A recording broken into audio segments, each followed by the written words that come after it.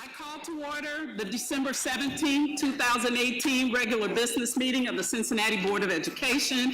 We welcome everyone and request everyone in the audience to please silence your cell phones and electronic devices. I'd like to ask everyone to stand for the pledge and the playing of the Star Spangled Banner. I pledge allegiance to the flag of the United States of America and to the republic for which it stands, one nation, under God, indivisible, with liberty and justice for all. Now let's see. Oh, still standing. I'm sorry. So we'll stand there.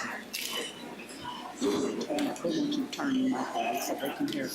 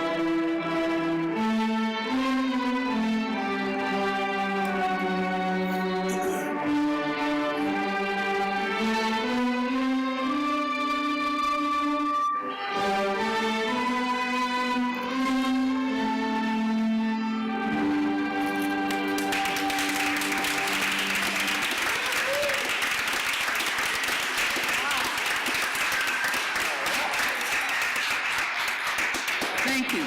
Mrs. Wagner, will you please call the roll? Mrs. Bates? Present. Ms. Bolton? Present. Mrs. Copeland-Dansby? I am here. Mr. Davis? Here. Mr. Messer? Present. Mr. Morosky? Present. President Jones? Here. I need a motion to revise the agenda to reflect a change. We're going to move the presentations ahead of the announcements of the public. I need a motion. Second? Second. Voice vote, roll call, voice vote. All in favor signify by saying aye. Aye. Opposed? Thank you. Superintendent Mitchell, would you please introduce the first presentation? Gladly. So we are super excited to present our wonderful students. They are just absolutely darling and such good musicians. So we're super excited to have our Suzuki students here. We're also happy to have first student who will come forward to make a presentation to the district. And then at that time, I believe that our students will play one more selection. 3 short selections. Thank you.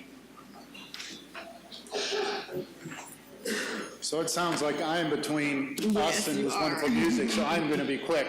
I am Paul Osland, the Chief Operating Officer of First Student. I am delighted to be here tonight. Scott Turney and Ken Jones from our local team is with me. I wanted to start by quickly making some congratulations. First to the district as a whole. It is wonderful to see graduation rates up. It is wonderful to see you guys recognized as a growing school district, growing urban district here in the state. And congratulations to Superintendent Mitchell on her recent being honored by NAACP. That's terrific. Prior to working at First Student, I worked for several years at Chicago Public Schools, so I have a pretty good understanding of the challenges and the rewards of working in an urban district. And we have a great deal of respect for what you've accomplished here. We're proud of what we do. That same passion you folks have for educating students, we have for helping get those students access to the great services that you provide. You may not know it, we're local, just like Ms. Mitchell. Grown right here in Cincinnati down at 6th and Vine. We're the largest operator in North America. We transport more passengers every day than all airlines combined. Very proud to be a local company doing that.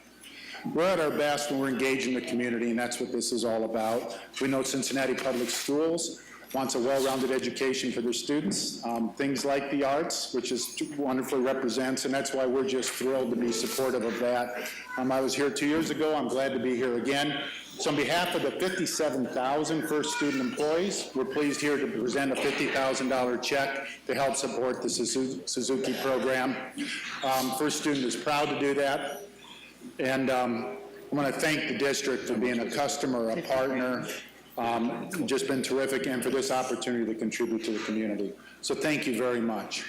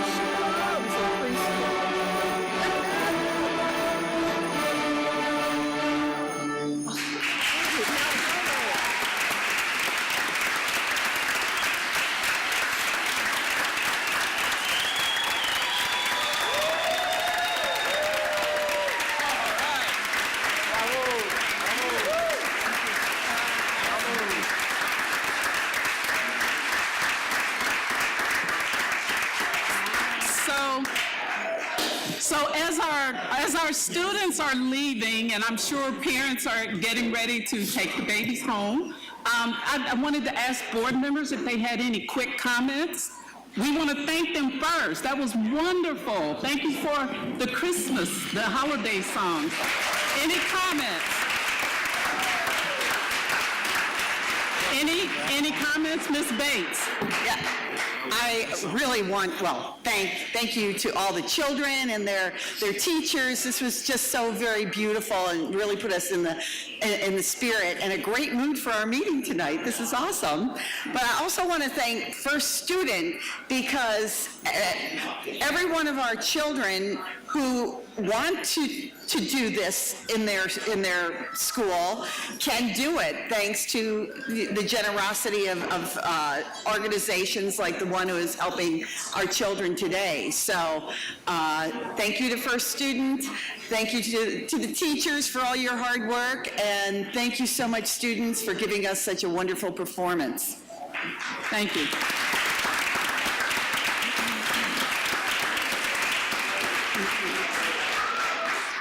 Mr. Morosky? Before you all leave, I just want to tell you how awesome you are, and I want to you give yourself a round of applause. You did a great job. Your teachers did a great job. Your parents did a great job. Thank you, First Students, so much for making it possible for our students to partake in Suzuki. And I'll just let you all know back here, if you're still here and you can hear me, that tomorrow night I have a gig and I'd love a string section. So if you can play 3-chord folk songs, it's really easy. You did an awesome job. Thank you so much for starting our meeting on such a good note. Thank you, Ms. Copeland-Dansby. Thank you guys for being here. I thank First Student, and also importantly, thank you to our parents. So parents, give yourselves a round of applause for supporting your students. What a great way to celebrate the holiday and to get our meeting started, and I encourage you guys to keep up the good work. Thank you. Since we're in presentation mode, Superintendent Mitchell, let's do the next presentation. Okay, I would like to introduce Jessica Shelley, who is our Director for Food Service. She is going to come and talk to us about the Good Food Purchasing Program. I can never hear. Yeah, we can't hear. Laura, is your mic on? Get closer. Yes, sorry. Jessica Shelley, the Director for Food Service, is going to do a presentation on the Good Food Program. They couldn't hear me before. Good evening, everybody. Thanks for having me here. I'm really excited to present this. We can't, we're having trouble hearing. Okay. I always want to do this. Testing. It's not on. Yes, we're good? Is this better? Can you guys hear me now? Yes. I am excited to be here tonight to talk about the Good Food Purchasing Program. This is an exciting new program that's been come to our attention through a great grassroots organization here in Cincinnati called Green Umbrella. And they presented us the opportunity for us to evaluate ourselves through the Good Food Purchasing Center located in New York City. As traditional, Cincinnati Public Schools like to be out ahead of everybody else, and we are the number 5 school district in the nation to actually participate in this kind of benchmarking. There's others coming up. Washington, D.C. and Boston have just signed on to do their own baseline for this evaluation in the coming year, but we're one of the first, and we're excited to talk to you about where we have been, where we are, and where we are going in the future. And to give you a little bit of a background about the Good Food Purchasing Program, I wanted to give you a brief introduction video.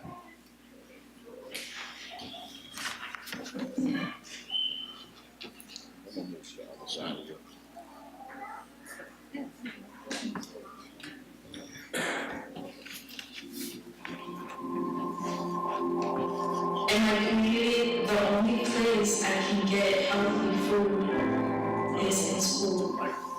The Good Food Purchasing Policy Development and Electric Policy Council is the most comprehensive institutional food purchasing policy in the country because it covers 5 value categories: local economies, environmental sustainability, value workforce, animal welfare, and nutrition. When you buy food, you're basically voting with your food dollars for the kind of food.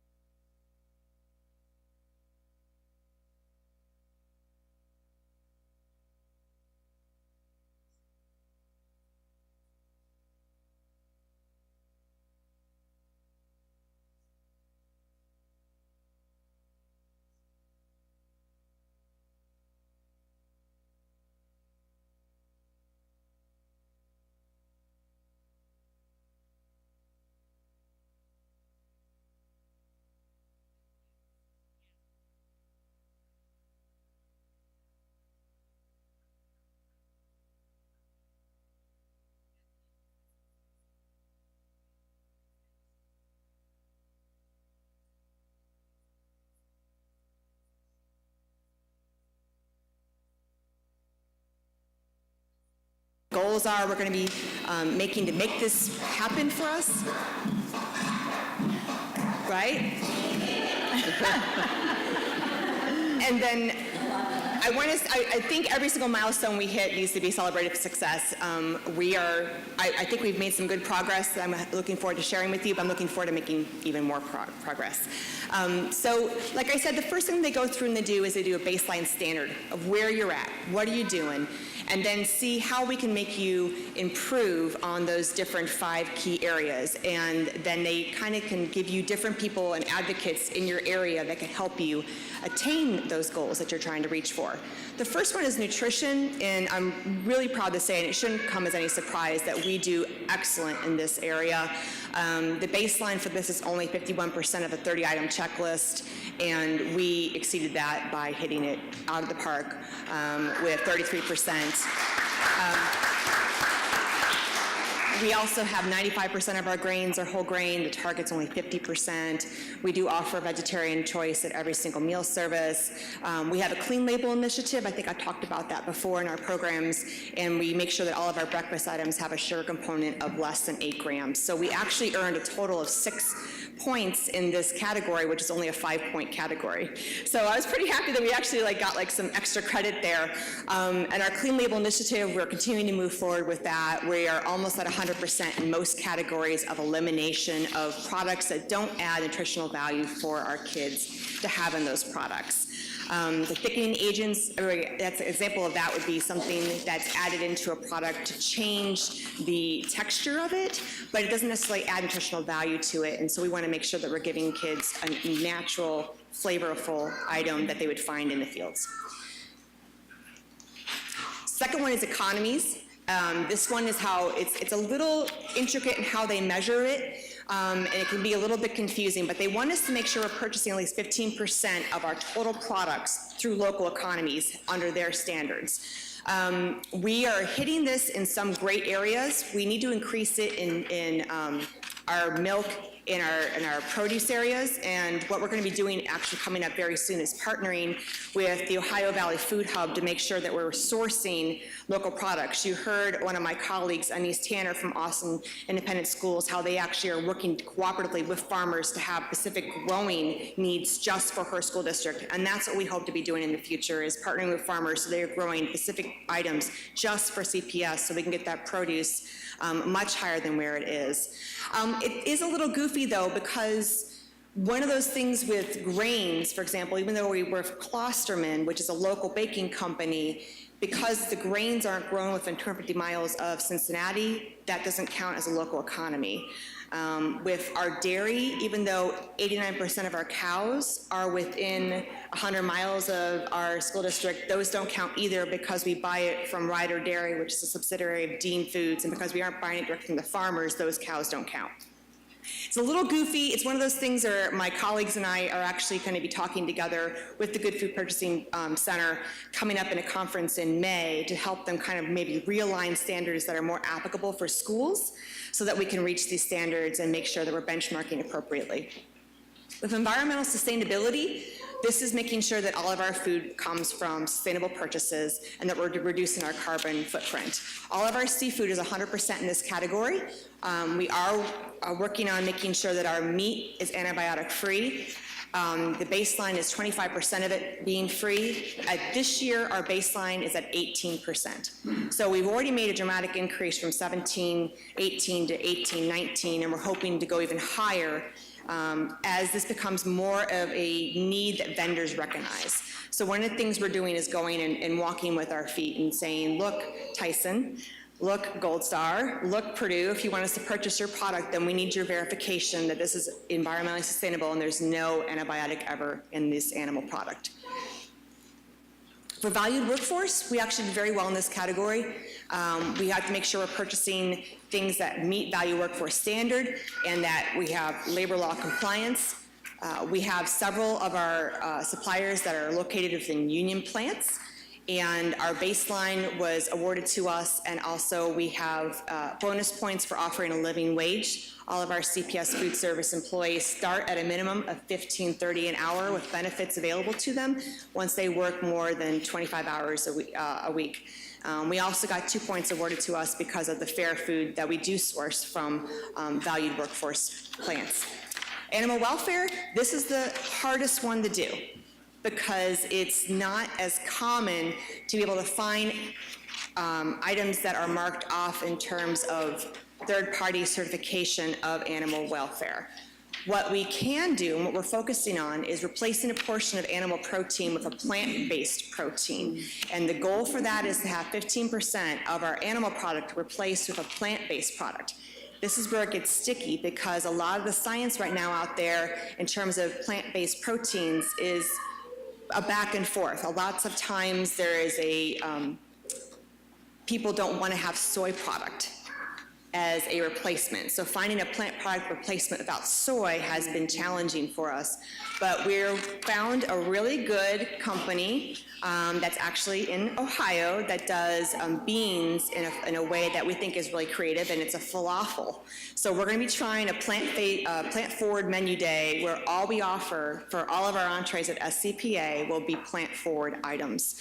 And we're looking forward to some feedback from those students to see if that's something we can roll out an initiative and pilot at more schools. So this is one of those ones where we have scored no points and we have not met the baseline, but we think we have a pretty good vision and plan to move forward to see if we can increase that in the coming year. So in our annual baseline, we only got 11 points.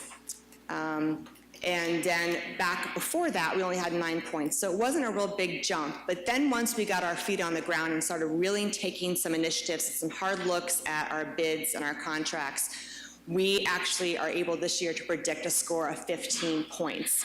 And we're excited about this because what this means is that we've moved from a 1-star rating to currently being in a 2-star rating to projected for the end of this year being in a 3-star rating, which gives us nowhere to go but up. And we're excited about that possibility and continuing our partnerships with Green Umbrella and the Ohio Valley Food Hub to continue increasing those star categories. Of course, it has to all be balanced out. While I would love just to go and just do everything on this initiative, there are still USDA regulations and OD requirements and budget and fiscal solvency issues. I would love to pour all the money I had into this project, but if I did, then I risk not being fiscally solvent, and that would not be a good thing if I could not be self-sustaining. It's also really important to me that student preferences and choices are respected.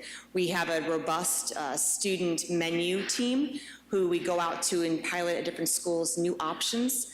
And we really listen to their feedback. And when they tell us we prefer this product over that product, I need to take that into consideration when I go forward into our bid purchasing processes, because I'm in the business of feeding kids, not trash cans.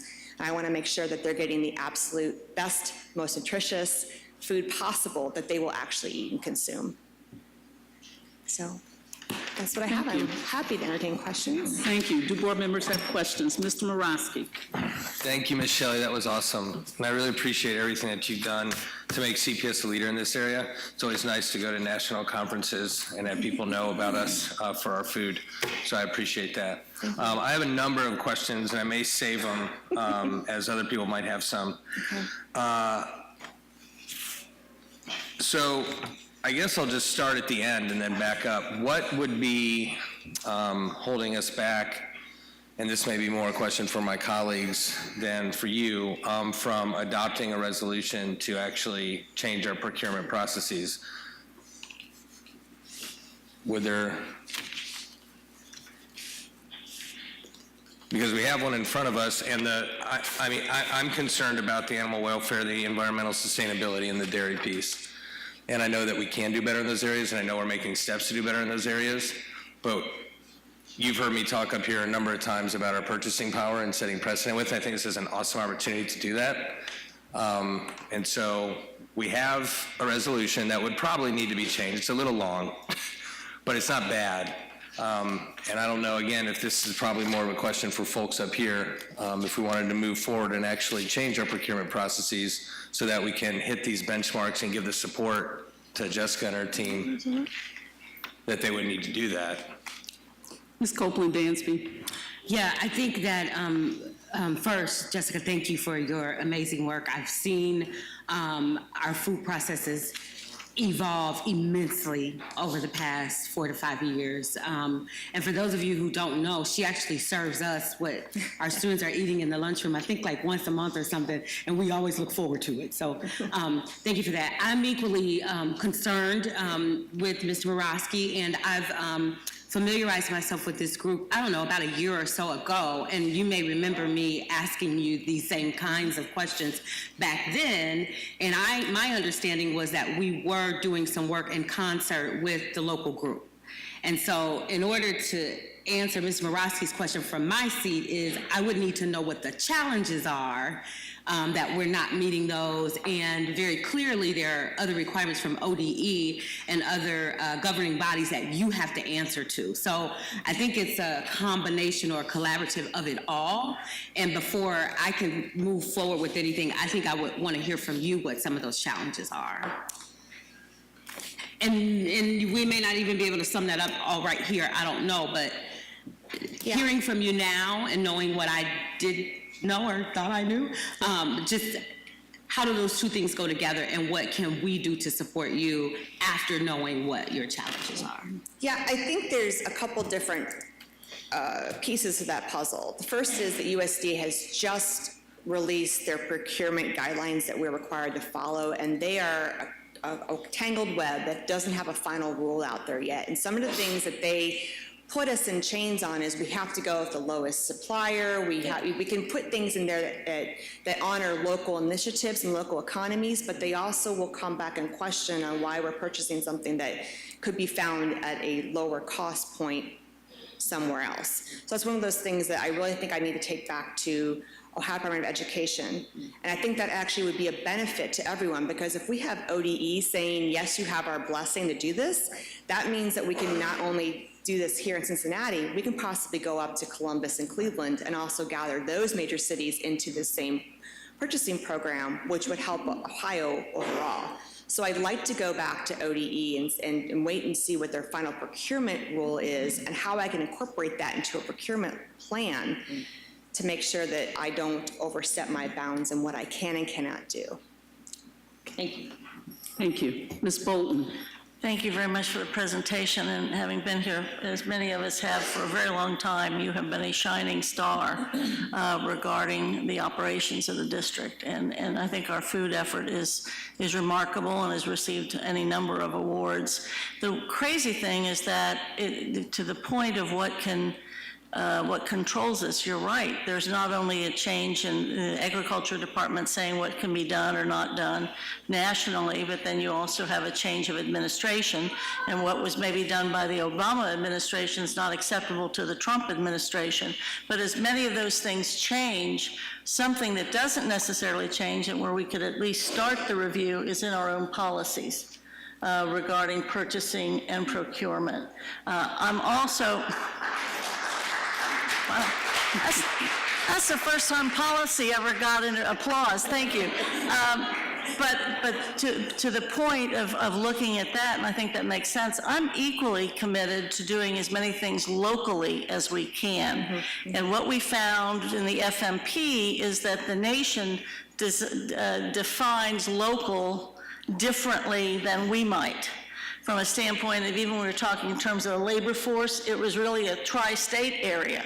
Whereas you've mentioned this isn't, some of this we think is local and it's not local. Or within the locality that is designed is not counted as local. So those are the things I think that make a difference. And I am concerned that I don't ever like to not have all the stars we're supposed to have, but I know, and I know you feel more about that than I do, but my concern is that how do we achieve it, to Ms. Copeland-Dansby's point, if we can address the challenges. I'm not looking for us to do everything exceptionally well. It may be a complete impossibility, given the constraints, but it would be great to have the listing of the challenges, and are there challenges that we can overcome with you by resourcing you enough. The final point is that I also want the kids to eat. and I want them to enjoy what they eat, and I think that has to be a focus. And I know that we feed more people every single day than any other entity within about 100 miles of here. And for many of our families and our children, those are the 2 meals that they get, let alone the after-school snack and what have you. So you've been a shining star, and I would expect that we would continue to have that happen as well as we pursue this. But tell us, to Ms. Copeland-Dansby's point, the challenges, and then we'll try to address those with you. Ms. Bates? Yes, I like the idea of collaborating with the other cities, but even taking it a step further, in Ohio, here at Ohio State, we have one of the largest colleges of agricultural engineering in the country. I mean, they have an entire campus up in Worcester, Ohio, dedicated to that, in addition to some around Columbus. So, working on some legislation to obtain some funding so that we can, provide money or entice the university to do some of this work and maybe even create some of the some of the farming that we need to sustain the Cleveland, Cincinnati, and Columbus school districts, I think would be a great initiative that would be, really attractive to our legislative representatives. I don't know, I just think that would be really cool and really very doable because they have all kinds of fellowships going on in that university.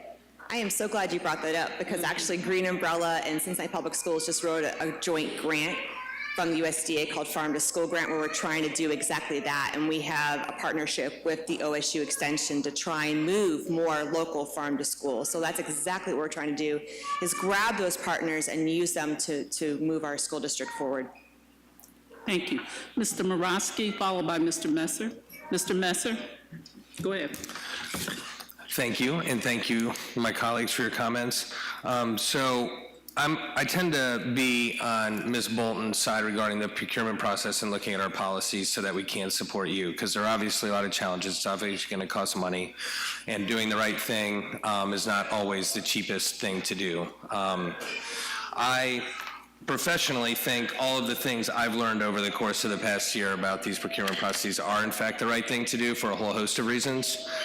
So I will just save it maybe for assignment time, but I think we do need to look at our procurement process for how we acquire the food in that way, then provide a structure to support Ms. Shelley to do her job in the way that we know that she can do it. And so getting a list of challenges, perhaps that's assignment time as well, so we can save that. But looking at the resolution, if you haven't seen it, on the last be it further resolved, I think, is where really meat and potatoes for our at least policy committee and our work lies. In that, it calls for transparency, it calls for more involvement in the community, and it calls for supporting Jessica and her team to make sure that we are getting the best for our kids and the community. I know a lot of work has gone into this. It's probably why I'm being so insistent. I know that not only is a lot of work gone on our team, but there's a lot of community members that have put work into this that really, really have put blood, sweat, and tears into helping us do better for our kids. And I personally feel that it's our responsibility to follow through with that and to do right by our kids and all the work that's gone into it. So I'll wait till assignment time, but I really appreciate everything that you've done, and I seriously do like bragging on your behalf when we're traveling around. Thank you. Thank you. Mr. Messer. Yes, in my first year here on the board, I have to say this is one of the things I was most impressed with right out of the gates. And as a parent with a child in the district, and I think we will have for the next 2 decades, this is amazing, not just for our children, but for all children. I've watched one too many Netflix documentaries on nutrition, and have actually seen the impact of positive nutrition on family members whose children have social or emotional challenges, even some physical challenges, that through nutrition, they were having much better success than with medication, et cetera. And so, I mean, I think as we try to ensure that all children are set up for success when they walk into our doors, we need to move heaven and earth to make sure that they have good quality nutrition, and that we move heaven and earth to allow you to get as many possible stars as you can. And, and I think the only thing, if I could add a section, which for another set of stars, is it's great when they're in our buildings, but how do we get more families to understand this? I mean, I started thinking about, oh my gosh, I'm not paying the close attention. I should be looking at all those categories. I'm looking at the one, but I don't know how my family's purchasing is in relation to the other things that are also important to us. So I don't know if there's a way to start to bring some of that learning and practices to our families, but thank you for everything you're doing for our children. My pleasure. Thank you. Any other comments? Mr. Davis? Jessica, I just feel like I'm supposed to say you're doing a great job. I feel like that. Everybody else said it, and I kind of felt left out. So I wanted to tell you thank you, and I think you're doing a great job. Thank you. My pleasure. Ms. Shelley, I haven't said it yet, but you are doing a great job. And thank you for the presentation. We look forward to more work around the procurement process. And I know you're continuing to work at the state level to help us clarify that. Yeah, So, we're excited. I mean, there are some procurement things we're already tackling. One of the things we're considering is pulling our produce completely out of our regular bid so we can separate that particular purchase power to focus more on local economies. So we're already kind of working and massaging some things around, and if we get that USDA grant, watch out, because it's going to Yes. be Thank very you. interesting. yeah, thank you so much. Okay. I need a motion to approve the minutes from the regular business meeting, December 10th, 2018. So moved. Second? Second. Okay, all in favor signify by saying aye. Aye. Opposed? Thank you. Does anyone have any kudos? Mr. Messer? Yes, I have a kudos to give based on a really touching evening on Saturday night. We talk a lot about culture, or have talked a lot about culture this year, and I think no matter where you work, you always hear culture eats strategy for breakfast. And I had the opportunity with my colleagues, board member, or I should say Vice President Copeland Dansby and board member Davis at Rockdale Academy. And it was an entire cross-section of their staff, from their critically important custodial team to their principal and all the people that support them and surround them from the community. And I thought that their welcoming of all of us, but most importantly, you started to hear about why they loved what they did and why they loved being a part of Rockdale Academy. And at the end, they gave a tribute to their principal. And I saw from the top down that this culture was one that it would be fabulous to replicate.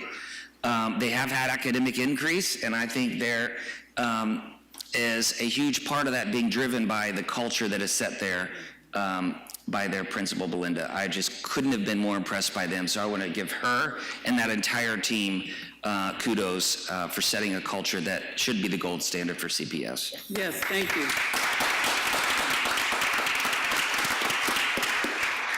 Anybody else with kudos? Ms. Fulton? Yes, I have one kudo. I want to praise former boards of education, but most particularly our current superintendent. Tonight's Suzuki performance could not have happened if several years ago, and our superintendent's been very much involved with the whole music effort, itinerant instructors as well as the Suzuki program. Not surprisingly, initially the Suzuki program was just in a few featured schools that we could all name and know what I'm saying. And then with a lot of pressure and a lot from parents and community, and with the leadership of the superintendent, that Suzuki program grew significantly into those schools that you may not normally have thought would have had a Suzuki program, and you saw the benefit of it tonight. It's one of the earliest of the equity moves that this district has made, and it's just blossoming, and I appreciate your leadership in both the music and also in the equity effort of this district. Thank you. Thank you. Ms. Copeland Dansby? I have a kudo to give to our superintendent and really the entire district, which includes our students and our families. as we come to the end of a calendar year, not necessarily an academic year, but a calendar year, we've made tremendous strides in our classrooms, here at the district. Our test scores, our enrollment is incredibly growing and strengthening. Our interaction with the community is much improved. My colleagues and I get along very well. It's been a great half of a school year.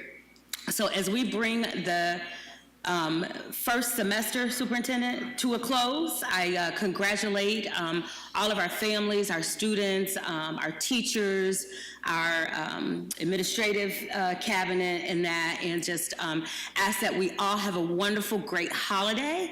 Take some time to spend with your families, take a load off, and let's get back in January ready to bring a great close to the end of a wonderful school year.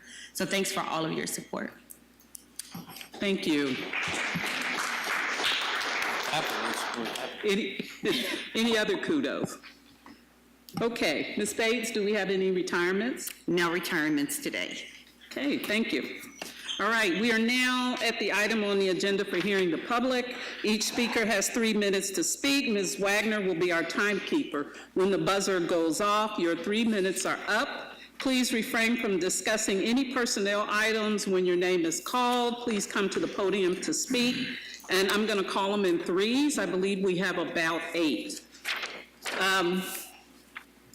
Gilda Vargas Adams, Marlena Brookfield, Sana Azim,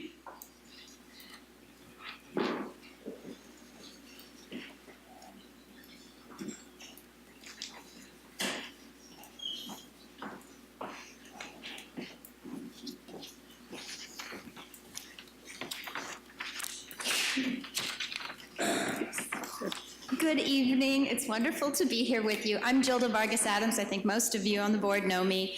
I'm here speaking on behalf of our group of advocates for a healthy high school start time for all of CPS. I wanted to begin by applauding the district both for the Transportation Summit that happened on November 1st and for the institution of the Transportation Matrix meetings. Members of our group and myself have had the opportunity to attend some of those matrix meetings, and it does look like there is much in the works with the leadership of Scott Adams and Lauren Johnson to improve bus service in particular.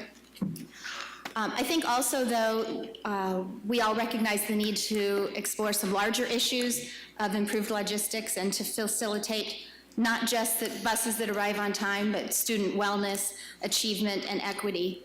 And a key component of that is a healthy high school start time of 8:30 or later for all high school students.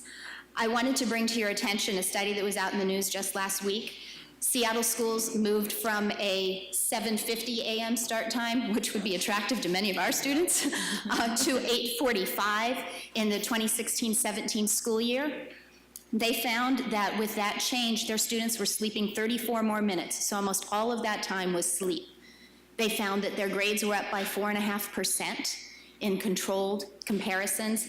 And here's a piece that's really interesting. Attendance and tardiness improved when they compared two schools. The school that had a very high proportion of students of color and students living in poverty rose to attendance and tardiness rates that matched a school that was largely white students who were not living in poverty.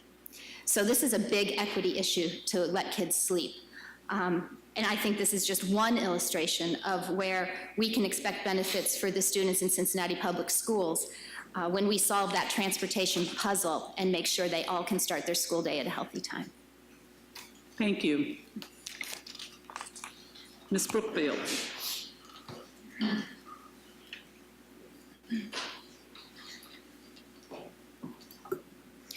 Good evening, Board, Superintendent, and Treasurer.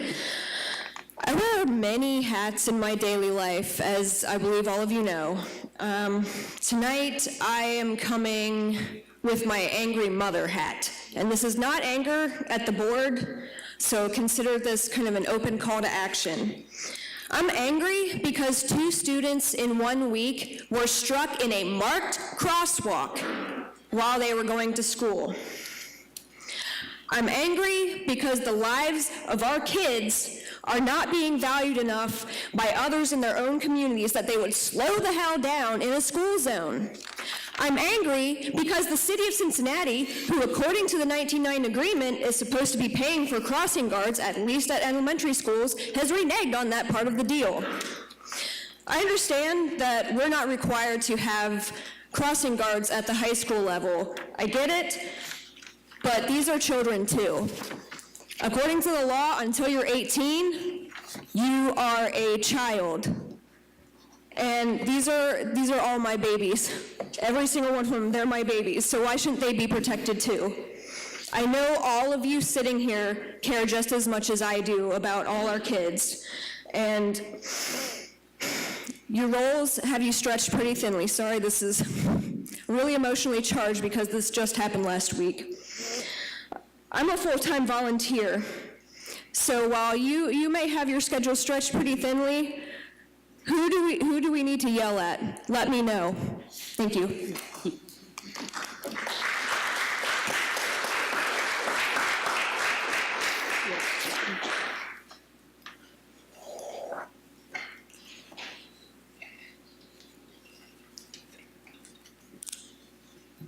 Good evening. Good evening. My name is Sana Azem, and I am the Ohio Legislative Director for the American Society for the Prevention of Cruelty to Animals. I was raised in Ohio, so I appreciate the opportunity to represent the ASPCA and our over 15,000 Cincinnati supporters with regard to Ohio animal welfare. The ASPCA is the first animal welfare organization in North America and serves as the nation's leading voice for animals with millions of supporters nationwide. We have supported the implementation of GFPP in cities across the country and sit on GFPP's National Campaign Committee. In particular, we helped draft and strongly support the GFPP standards for animal welfare, one of the 5 value categories. Nearly 10 billion land animals are raised for food each year nationwide, the vast majority in conditions that are cruel and unnatural. Public sentiment has increasingly turned against this in favor of demanding higher welfare products.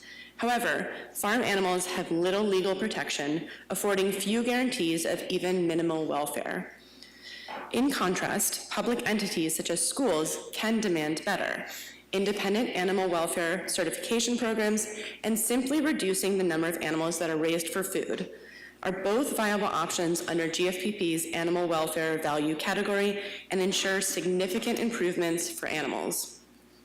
In adopting a GFPP policy for its schools, CPS has the opportunity to set a high standard for the community and to set an important example of aligning food purchasing with social values such as the compassionate treatment of animals.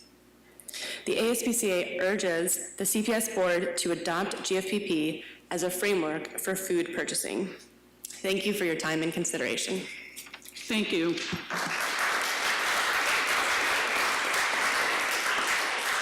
Our next 3 speakers, John Holland, Michael Oldfield, and pardon me if I misstate this name, Brennan Grayson. I got it? Okay, great.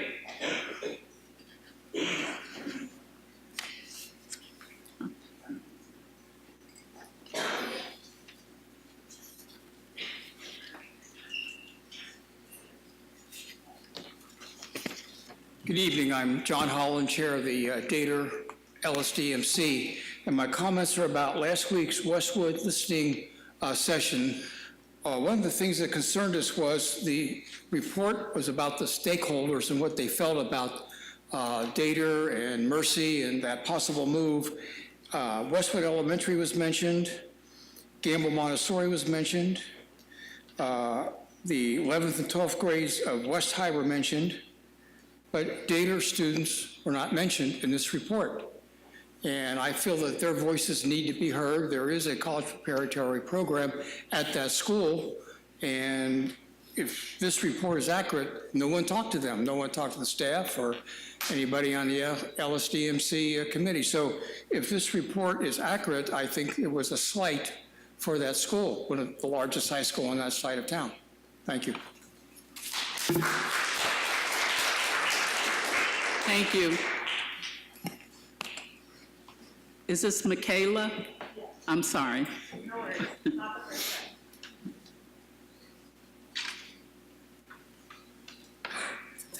Okay, thank you for your time this evening. My name is Michaela Oldfield. I'm director of the Greater Cincinnati Regional Food Policy Council. We're a cross-sector coalition working on creating a healthy, equitable, sustainable food system in our region.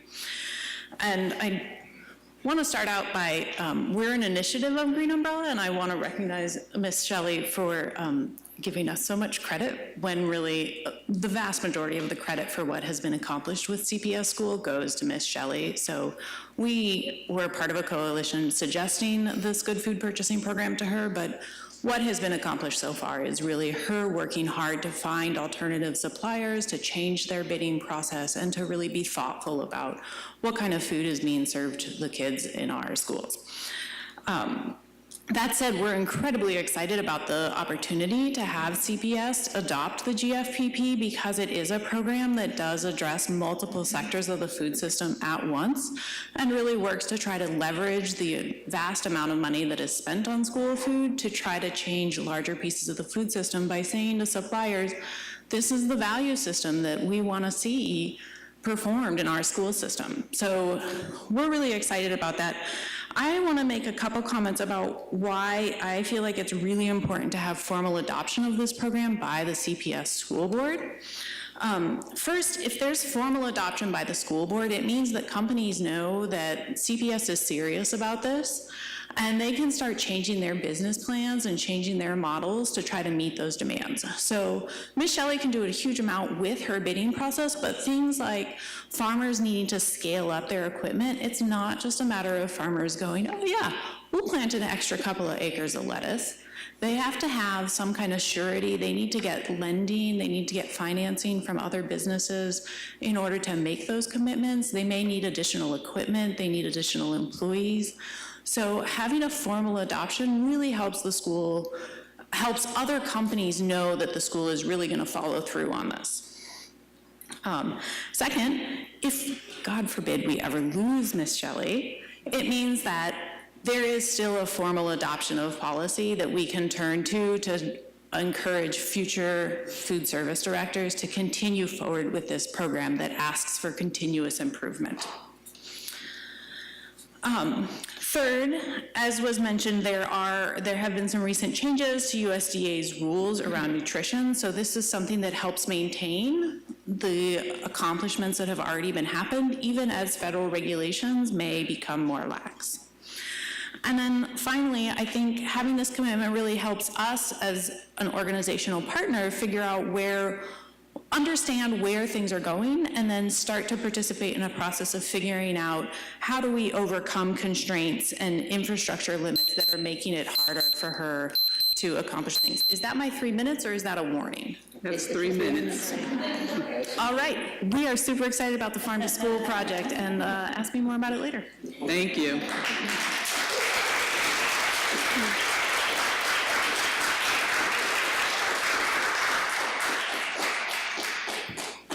Thank you, school board members, for welcoming the community into your space today. And Ms. Mitchell, thank you. My name is Brendan Grayson. I'm here on behalf of the Greater Cincinnati Good Food Coalition. And I don't know how many other coalition members are going to speak, so I'm going to spend a little bit of my 3 minutes giving them a chance to tell you who they are, if that's okay. So we are here tonight with our little orange on, so if anybody has orange on, can you go ahead and stand up for me if you're able? Great. And we have a lot of coalition partners, and we could play a little parlor game like who came the furthest. There are some people who came pretty far today to be here and to talk to you, and they're not going to get a chance to speak. So I do want to acknowledge some of the folks who are in the room. So we have coalition partners from the Ohio Farmers Union. If you want to be acknowledged, you can wave your arm or clap or do whatever. We have CPS parents, including, I'm happy to say, a representative from the LSDMC, who's the most recent endorser for the GFPP here in Cincinnati, if you want to wave your arms. And then And then all CPS parents can wave their arms. And we have CPS students who can wave their arms. And we weren't sure if you all were going to be voting tonight, so we didn't ask families to go get babysitters and to stop their business. So in January, when you vote on this, we'll be back with everybody because we know you're going to vote on it. Okay, so we're back in January. And all the coalition members that I didn't get to name check will have a chance to make sure they fill out the form. We'll do it the right way, and they won't talk too long, but you'll hear from the bottom of their heart why this matters to them. And I just want to speak to you as a parent who's got 2 kids in CPS, and one of the things that you all are teaching our children, and I know because I see it every day, is how to stand up for themselves. And if our kids just sit around and wait for permission to stand up for themselves, guess how long they'll be sitting around? Don't sit around. You don't have to ask for permission to stand up for yourself. If you believe in this, you vote on it. And you've got the people here behind you. It's a broad coalition. It's deep. It's getting deeper all the time. And we are thankful for Ms. Shelley, but more importantly, we're thankful for you, for the strong voice that your endorsements have made, and we just look forward to that getting stronger and getting better for our kids because they need it. Thank you. Thank you.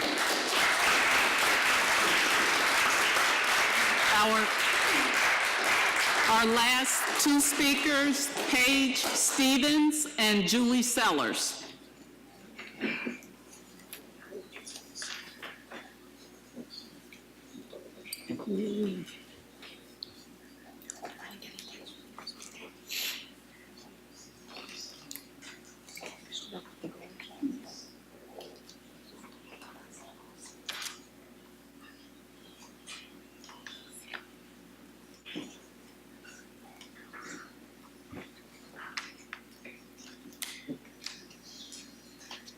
Good evening. Good evening. Thanks for inviting us here tonight, and I appreciate the presentation that Ms. Shelley put together. It was very informative. So we've been working on this for a while now, a coalition, really trying to figure out the criteria and trying to build a coalition that is educated about these topics and really trying to outreach to the school board and to Jessica Shelley.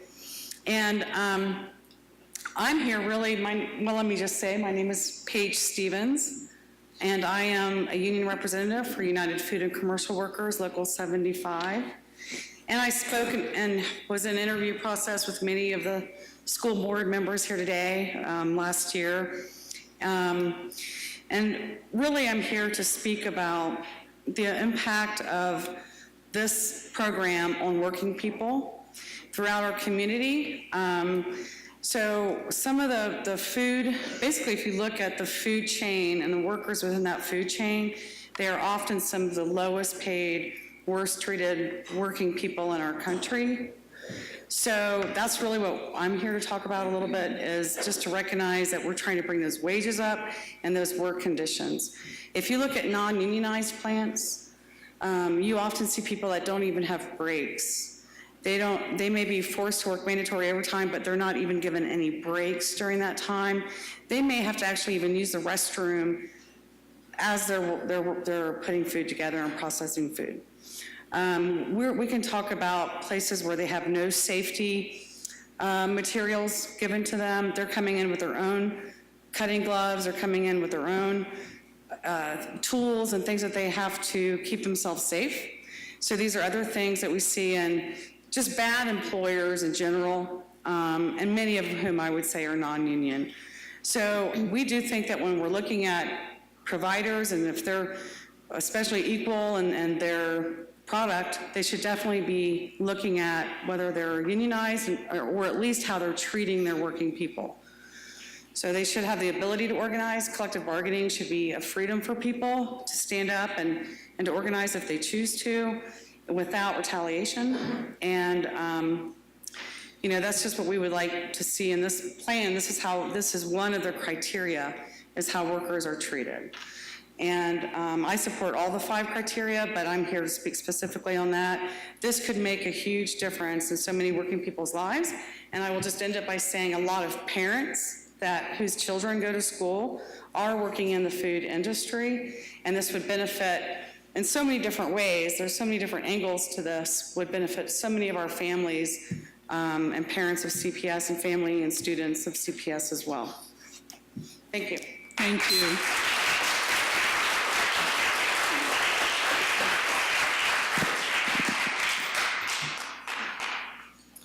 Good evening, members of the board, Superintendent Mitchell and Treasurer Wagner. I would like to come and speak this evening about the food that is served at the schools for breakfast and for lunch, because many of the high school students especially, they're having exams this week and they were unable to come out this evening because they're busy studying. But I have gone out to classroom discussions when they were talking about how to change policy. And of most of the groups that I met with, one of their main concerns was the quality of the school lunches. I know that they're very healthy, but they're really not as desirable to the students as what sometimes adults might think. What the students wanted is they wanted more fresh foods. They showed me comparisons of pictures of lunches of children in Europe compared to the lunches that is served to children in the United States. And the quality is so different that it was just so obvious. And they had pictures and they had done the research. They also said that they wanted to make sure that they had more locally grown foods so that it was fresh food and not so much processed food. Farmers in this area, and I do know farmers in this area, they can grow whatever you need, but they're not going to grow food for you if they don't know that that's something that the district would need. But the students had compelling research about processed foods and how they felt like that was what was causing so many adolescents to have weight problems. Most of the boys especially said that they would like to have portions that are appropriate to their age and size. And it sounded to me like they don't get much more than what my granddaughter who weighs 28 pounds gets. And so they said that they look at lunch as a snack and they're hungry by the next bell. There is a lot of children nowadays who their parents don't want them having the hormones of milk, but at school they're not allowed, if they want water, they have to purchase water. That's not an option for them to have at school at lunch. They can have milk or nothing. And a lot of kids and parents would like that as an option to have water with their lunch. So I hope that when you do, this resolution comes forward, that you do adopt it. Teachers are watching because a lot of teachers don't come to the meetings, but they watch the meetings live streamed. And they've been texting me and they were saying that when they talk to the students about lunch, that students do not find that the meals are as desirable as what they would like. And I know that they have to go with the cheapest costs on the food, but sometimes when you're talking about food, cheapest is not what is always best. And sometimes the highest quality food that the child may get is what they're getting from CPS. And a lot of the kids are getting those lunches at breakfast and at lunch, and there's not a whole lot of protein sometimes, especially in the breakfast meals. There's mostly just carbohydrates. And so they would like to see a change with the food, especially in the breakfast, and they want more fresh foods. So I know that this is going to come up again, but I hope that you will take into consideration students, and if you would like me to, I could bring some of the students who did those research projects on policy, and that is one of the things that they wanted to do, is change the policy around school lunches for students. So thank you. Thank you.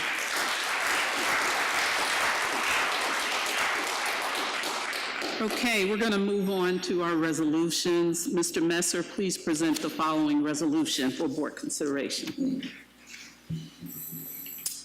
President Jones, I present the resolution requesting authority from the Hamilton County Budget and Commission to file a modified tax budget for the 2019-2020 fiscal year. I present the motion as written. Is there a second? Second. Discussion. Ms. Wagner, please call roll. Mrs. Bates? Aye. Ms. Bolton? Aye. Mrs. Copeland? Aye. Mr. Davis? Aye. Mr. Messer? Aye. Mr. Morosky? President Jones? Aye. Thank you. Ms. Bates, please present the following resolution. Yes, I have a resolution for advance payment of taxes, and I present this resolution as printed for adoption. Is there a second? Second. Discussion? Ms. Wagner, please call roll. Mrs. Bates? Aye. Ms. Bolton? Aye. Mrs. Copeland? Aye. Mr. Davis? Aye. Mr. Messer? Aye. President Jones? Aye. Thank you. Ms. Bolton, please present the following resolution. Thank you, Madam Chair. I present a resolution, and it is our habit, our tradition and practice, not necessarily to have a resolution of language, but instead a chart, and you have the chart before you regarding changing the regular board meeting schedule with some additional items of clarification and greater specificity. Besides the ones that we already have noted and have seen, and we'll talk about those, I would like to also add, if we could from the floor, for January 7th, a budget or tax budget meeting at 5:30 p.m. Required by law that we hold that meeting, and so I would like you to add that to all the other changes and points of clarification. So on that day, on January 7th, we will have the organizational meeting and the business meeting as usual, but we will also precede those with a tax budget meeting at 5:30, which has to be open to the public by law, of course. The other changes and additions and clarifications are the January 12th is listed, which is a Saturday. It's listed as a business meeting. It should be listed as a business meeting work session. Another change is the May 20th is changed to 11 a.m. due to graduations. July 8th is changed to 11 a.m.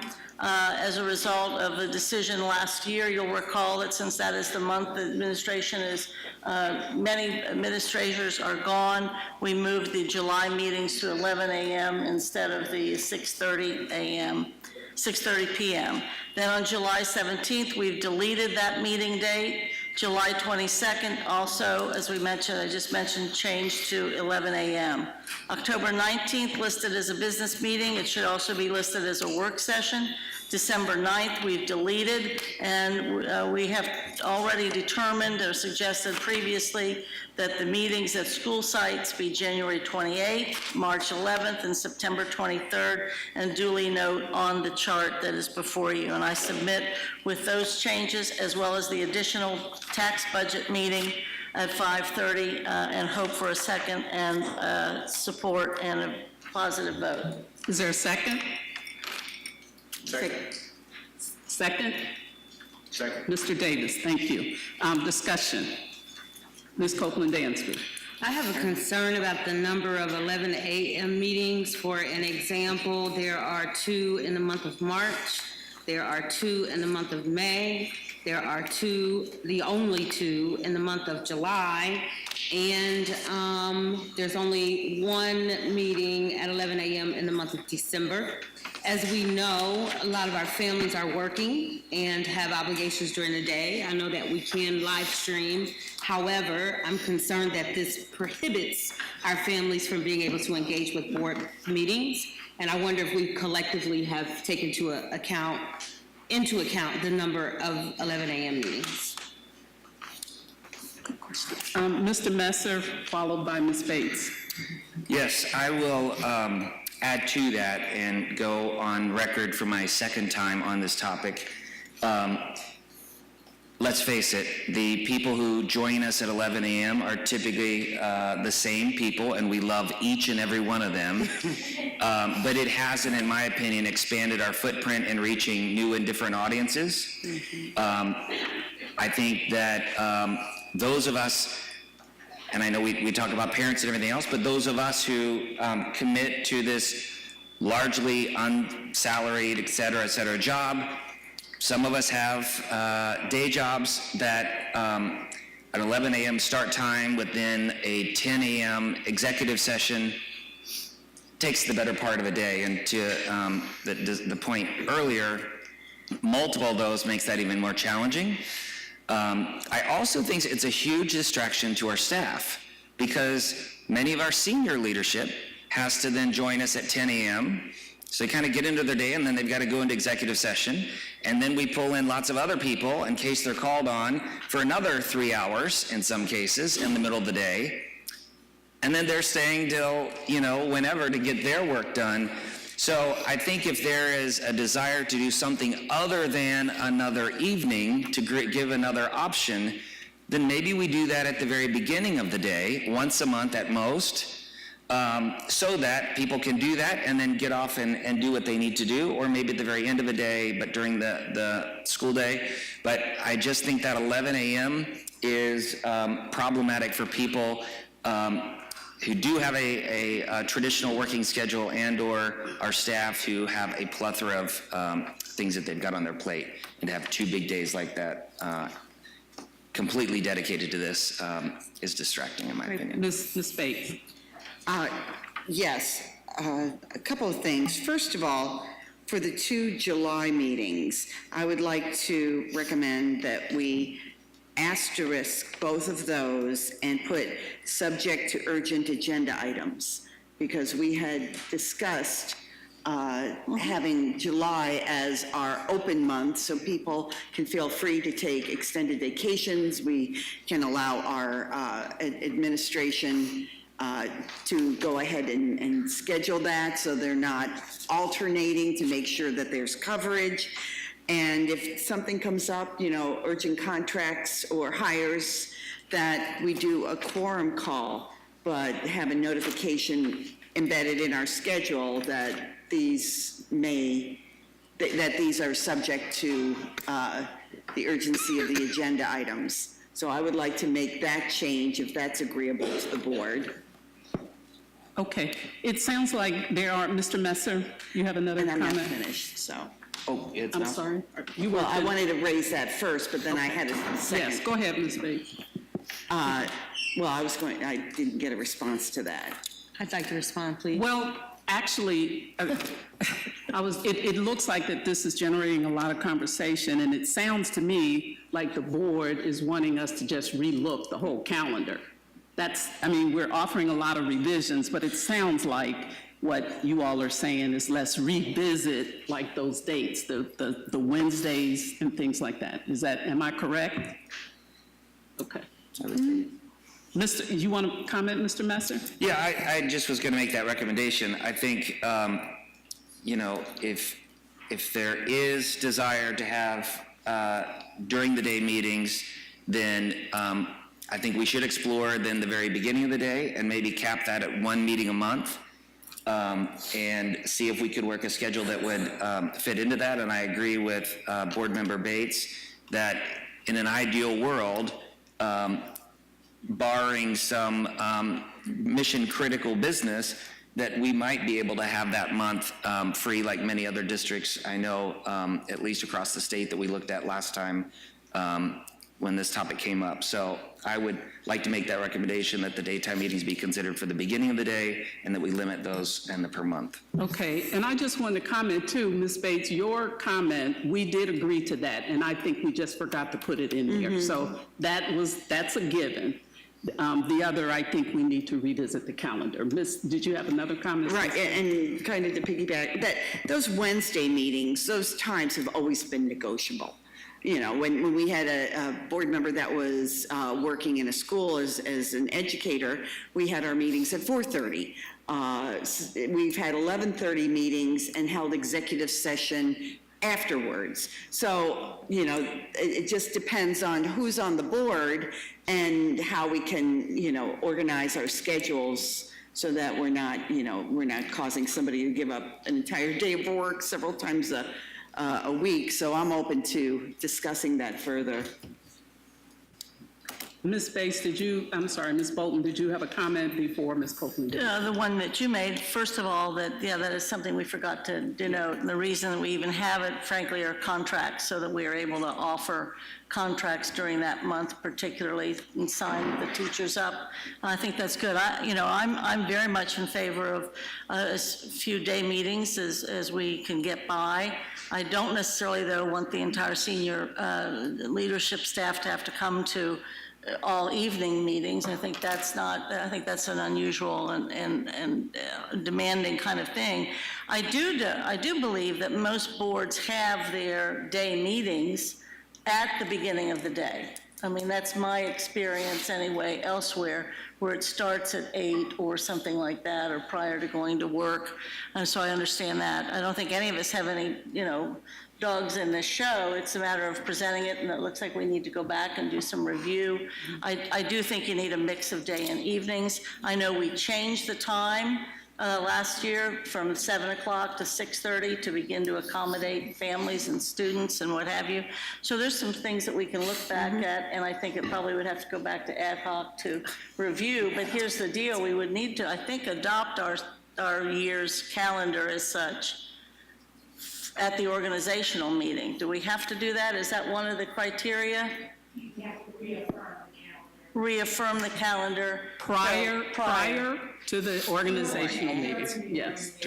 During. We'd almost Okay. have to vote at that time, but there's Yes. time to revise it. Yes, we have time. Mr. Morosky? I'll just put out my 2 cents then since Hold we... on, Ms. oh. Morosky, Ms. Copeland Dansby had her hand up first. I also want to encourage us to make sure that as we're planning these days, that we're not overlooking any cultural holidays. We've done that in the past, and I'm pretty sure Ms. Bates and Ms. Bolton definitely remember those conversations. So we want to make sure that we've taken into account cultural holidays. And then I just really want to point out the efficiency in which meetings are handled. And so as we talk about starting at the beginning of the day and having our leadership interacting in that, it would, in my opinion, be to our benefit to tighten up on the agendas, the schedules, the business of the agenda, so that when we come together, whether it's 11 a.m. or 9 or 8 a.m., that, you know, we have some expectation of how long we'll be there. I know, you know, agendas are different and it depends on how much work is before us at the time, but I think we really need to be cognizant of being more effective as to how we lead our meetings. Mr. Morosky. Since we have to revise this by the next meeting, I'll just give my 2 cents. I'm not married to 9 a.m., 8 a.m., 7 a.m., 11 a.m. I'll be here if need be. I'm fortunate that I have an employer that lets me do that. So I'm not married to any special time. Not that anybody asked, but since we've all kind of weighed in, I just let you know that beginning of the day works perfectly fine for me. In fact, that's when my brain is its sharpest, as opposed to right now. Thank you. Ms. Bates. Yes, and you know, as to the matter of efficiency of meetings, what is causing our meetings to, you know, go on longer than they have in the past is that we decided to have board matters. And that was an effort to be transparent about our discussions and do that publicly. Well, that takes time because we're out here, you know, well, today we'll be discussing several topics that the board has not had time to discuss as a body, instead of all the bad things that can happen that we're well aware of with Just other ask bodies. counsel. So this truly is our attempt to be transparent, but it's also very time consuming. And I suppose a compromise could be that we limit board matters to evening meetings, and for the morning meetings or the daytime meetings, that we eliminate that as our agenda, and that way people can rely, if they have other appointments throughout their day, they can rely on getting out within an hour and a half and conduct business, and then, you know, have our robust discussions in the evenings when we don't seem to have a lot of problems. Thank you. Ms. Bolton? I think that point's extremely well taken. We try to do the people's business publicly, and it does take time. I also know that we meet more than any other school board in the state of Ohio, and that too could be a real problem. It would make some sense to think about not having a meeting, literally, we condensed it from every week to this year we got it to about 3 meetings a month. That was a big change. It was.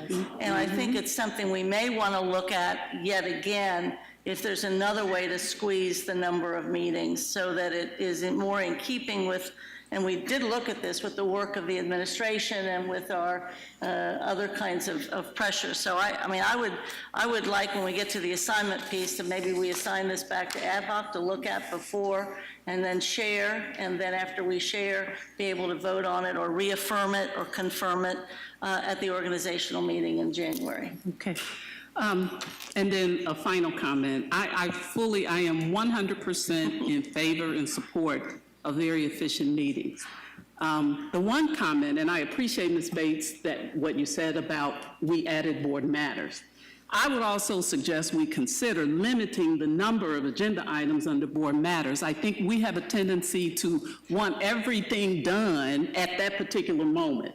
So we have to begin to start prioritizing what agenda items, depending on their importance or their urgency, and adding that to board matters.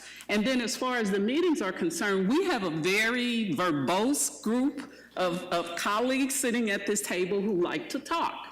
Okay? And so when we come to the meetings, I think we have to be accountable to ourselves and to each other and limit our comments as much as possible, not to diffuse or minimize the importance of the discussion, but so we allow everybody an opportunity to talk and, you know, speak. So there are a number of things we can consider. Ms. Bolton is suggesting we defer this and then go back to ad hoc.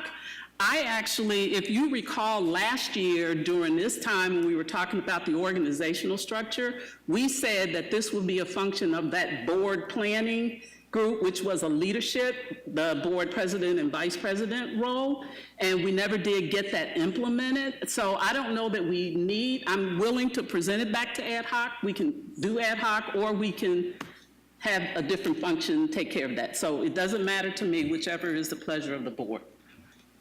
Okay, Ms. Copeland-Dansky. And it doesn't matter to me who gets it done, but seriously, please take into consideration the things that have been said at the table. We absolutely will. So, thank you very much. Yes. So we're going to defer this. We need to take a vote. Okay, Ms. Wagner, please call the roll. What is the motion? The motion, we need to revise the motion, Ms. Bolton. Yeah, and I don't know about the second, but I think maybe what we could do, if it's allowable, is to table just this. And if we need to have a vote to table, that would be the motion. Yes. The motion was made and seconded, and so it's on the floor. In order to either table it or postpone it to another meeting, you need a vote. Excuse me. So we need to, I would suggest we table it. So we need to, yes, table the motion. And that can be a voice or a roll call. Okay. It has been recommended that we table the motion. All in favor signify by saying aye. Aye. Opposed? Thank you. Okay, so now we're upon board matters, which has 3 agenda items, I want to say.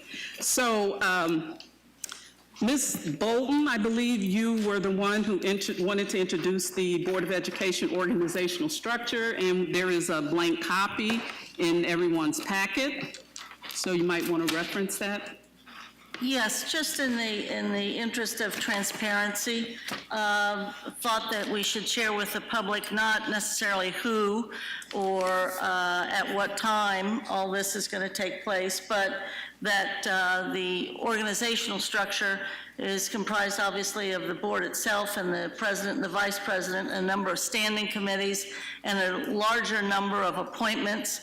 And what we attempt to do is that everybody, according to our protocol, submits to our board staff and president their interests in which committees and which officer positions they are would like to serve. And then after that, there is usually discussion about how that kind of shapes out and shakes loose, so to speak, the formation of the three standing committees as well as the STEP committee and also the various appointments. And then the vote is taken for president and vice president, and then the chairs of the committee are voted upon in committee after the committees have been recommended by the new president. And that doesn't mean the president gets to select, but makes a recommendation that either the board can accept or reject regarding committee membership. Thank you. Does anybody have anything else to add to that? Okay. I believe, yes, Ms. Copeland Dansby. So I have a question. So one of the last times we met, if it wasn't last week, I believe it was the week prior, Board Member Bolton made the suggestion that we sooner rather than later get the document filled out as to our preferences where we'd like to serve, and then we would have a public conversation related to it, because there is no place for it in an executive session. So it was my understanding that we were going to have that discussion today. I don't think I meant to say that we needed to have the discussion about who would be getting what or what our interests were, but that we submit prior to this meeting. And then I think at that time, whatever the interests were going to be shared with all of us at the same time.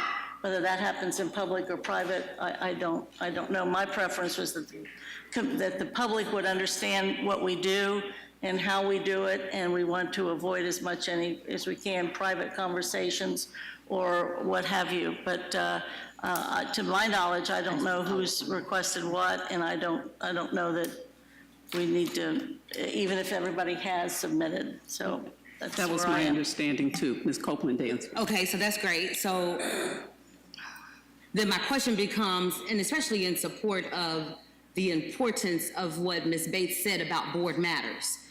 So, and us not having the opportunity to have these conversations, and this is what this part of the agenda is for. So if these forms were due the 12th, I'm assuming, I turned mine in, I'm assuming everyone had submitted them, so we only have a blank form, and I guess I'm a little confused. I don't know if I see Mr. Davis nodding his head as well. Well, just to provide clarification, the forms only recently were completed. And in my conversation with Phyllis, to Ms. Davis, I said, once the forms get complete, we plan to have this discussion in board matters with the blank form. After the meeting, the completed forms with all of the preferences on there would be forwarded to board members. That was the conversation. And it was never the intention of having discussions about the names or anything on here. Yes, Mr. Morosky. Thank you, President Jones. I did too. I actually thought I heard it the same way as Ms. Copeland Dansby. I'm all right doing it with the special public meeting like we did it last year. I was kind of surprised when I got an empty form too, but I might have just heard it wrong as well. Just for a point of clarity, that's how I had heard it, that we would talk about it here, which is fine. We can do the special public meeting on the 7th, but I thought we were going to talk about it here too. Mr. Davis? I think it was there was angst around Phyllis's email. She sent me like 3 emails in one day. Get this in, get this in, get this in. So there's no reason to be getting this in last week, especially for me who, I got like 8 million emails. But get this in, get this in. And even, I think you sent me a text, thank you, because you know I need them. I need all the extra reminders that I can get. But there's no reason to get this in early if we're not gonna talk about it today. And I think there's something happened where there was a change of trajectory, and we should have been notified. There was no change. I want to be clear about that. That's, Ms. Bolton just explained what the intention was. Now, we apologize if it was, people didn't fully understand, but it was never the intention of sending it with names on it. Never. I appreciate it. Okay. No problem, no problem. All right, no and problem. it will go out. You will get it, and it will be discussed. It will be discussed in accordance with our bylaws and the rules, and ready for our organizational meeting. Ms. Copeland-Dansby. So I heard you, Mr. Morosky, mention that we're going to have a special public. Is that on January 7th? I only said that based on the one time I've done this before, which was this calendar year. So I've when done we had this that- like 5 times. We had the special public. I shouldn't be confused. So my question is, if we have a meeting here, and I know we're going to work on this calendar, but we're going to add a finance meeting related to budget, like a budget hearing I heard you mention at 5:30? Yes. Yeah. Yes. Then we've got an organizational meeting at 6. Like, are we going to come at 3? What, I just need to know what I can expect well before the 7th. Ms. If we're going Bolton. to add a special public. No, I don't think it's a special public. I think it would take place, I think the intent is to have the discussion and reasoning take place in public, so that it's not necessarily done in private with, special deals or what have you. But I do think the idea was that once we saw what everybody was looking at and thinking about, often what happens is that, okay, I can live with that kind of thing. So I think that that's a consensus builder to give us some time to look at the completed list, but indeed to not only make the decision publicly, but discuss the reasoning of the decisions. And we have to hear according to protocol, we have to hear the recommendation by the president as to who's on what committees. That is in the protocol. So you have that lead time between what is submitted, what is thought about, what is just, thought about and discussed a bit, but that happens in public. But the president has to come with the recommendation for committee membership. Well, we can reject it or we can accept it, and it would be whoever is the new board at that time. Unfortunately, we don't have any change this year. This is one of the years, interestingly enough, where we're still going to be the same board, God willing. So I think that's the reasoning, is that the president has to submit recommendations for committees. I'm sorry, my question still isn't answered. In preparation for my time, maybe when can we expect that we'll have these conversations? Are we having it on the 7th? You have it on the organizational meeting is where that takes place. My understanding, and this whole conversation about adding a special public meeting, this is the first time I'm hearing that. Me too. So my understanding is that we have a process in place currently, and that the only thing that what we talked about, the only thing that was different is that we introduced the blank form as a conversation to share with the public what this structure and what this document was all about. But the actual discussion happens as it has always happened in accordance with board protocol. And that protocol is, I believe, we had a discussion because we've never, now if this is going to change, we need to change it. The discussion about these happened, my recollection, was in executive session. And then we came, we came to the public last year and we had a public vote. Yes. We met at 4:30. You can check the record. We met at 4:30. Was it a special public? It was noticed as a special public meeting. And then the 5:30, if we recall, we also had a 5:30 tax meeting that we skipped.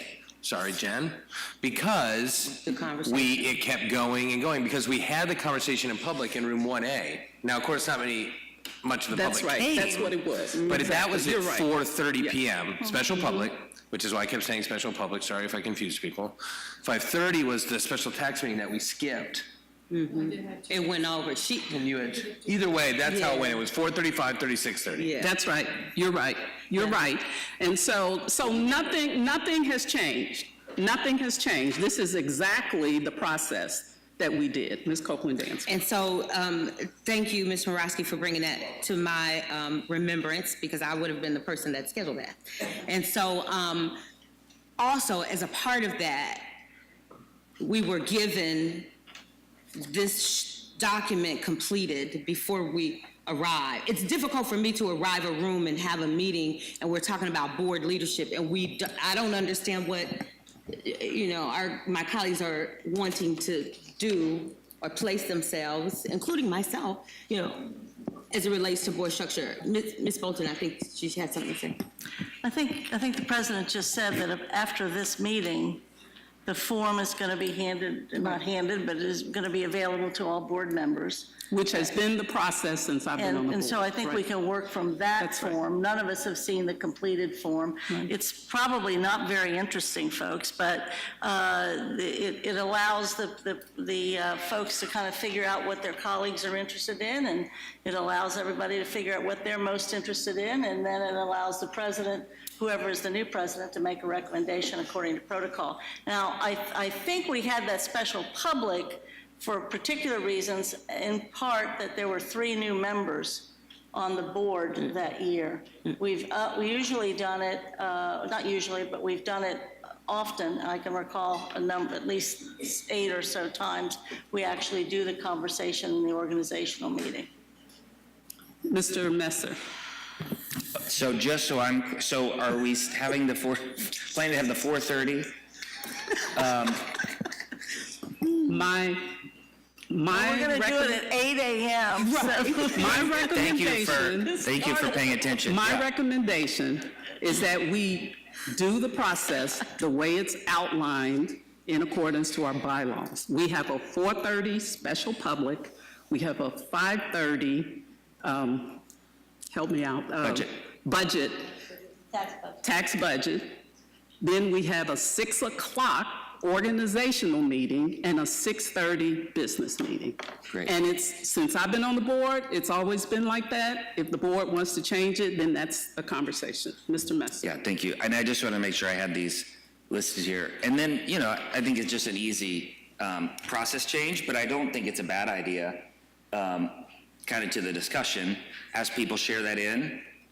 These are important decisions, and let people noodle and have time versus like all of a sudden you're like, Makes no sense. here it is. And I think it just continues to add to the transparency that I know each of us on this horseshoes stand for. So that could be an ad for next year, that at this meeting we just populate it and then it's in the open. Thank you. Any other questions? So are the times, are we clear then about that day, the number of meetings? Thank you. Ms. Davis will be forwarding the completed document tomorrow. She can do it tomorrow. May I just add one thing? I'm sorry. But I am influenced by what my colleagues are interested in. So I think it is important for us to see the form all together and have time to think about it and what have you. I think it's important regarding people wanting to do things different or stay where they are or do another challenge or what have you. I just think that we are a corporate body. We are not 7 people, so it's important for each individual to know what the other 6 are interested in. It's another way that we try to come together as one body, but not necessarily do it behind closed doors or over the phone or what have you. And I think that's why we have some of these things in public and why we're still here tonight, working through stuff. Are you suggesting a change? No, I'm not clear. Okay, so are we clear about the times? That's all I want to know before we move on. Let's move on. Okay, thank you. All righty. Okay. So,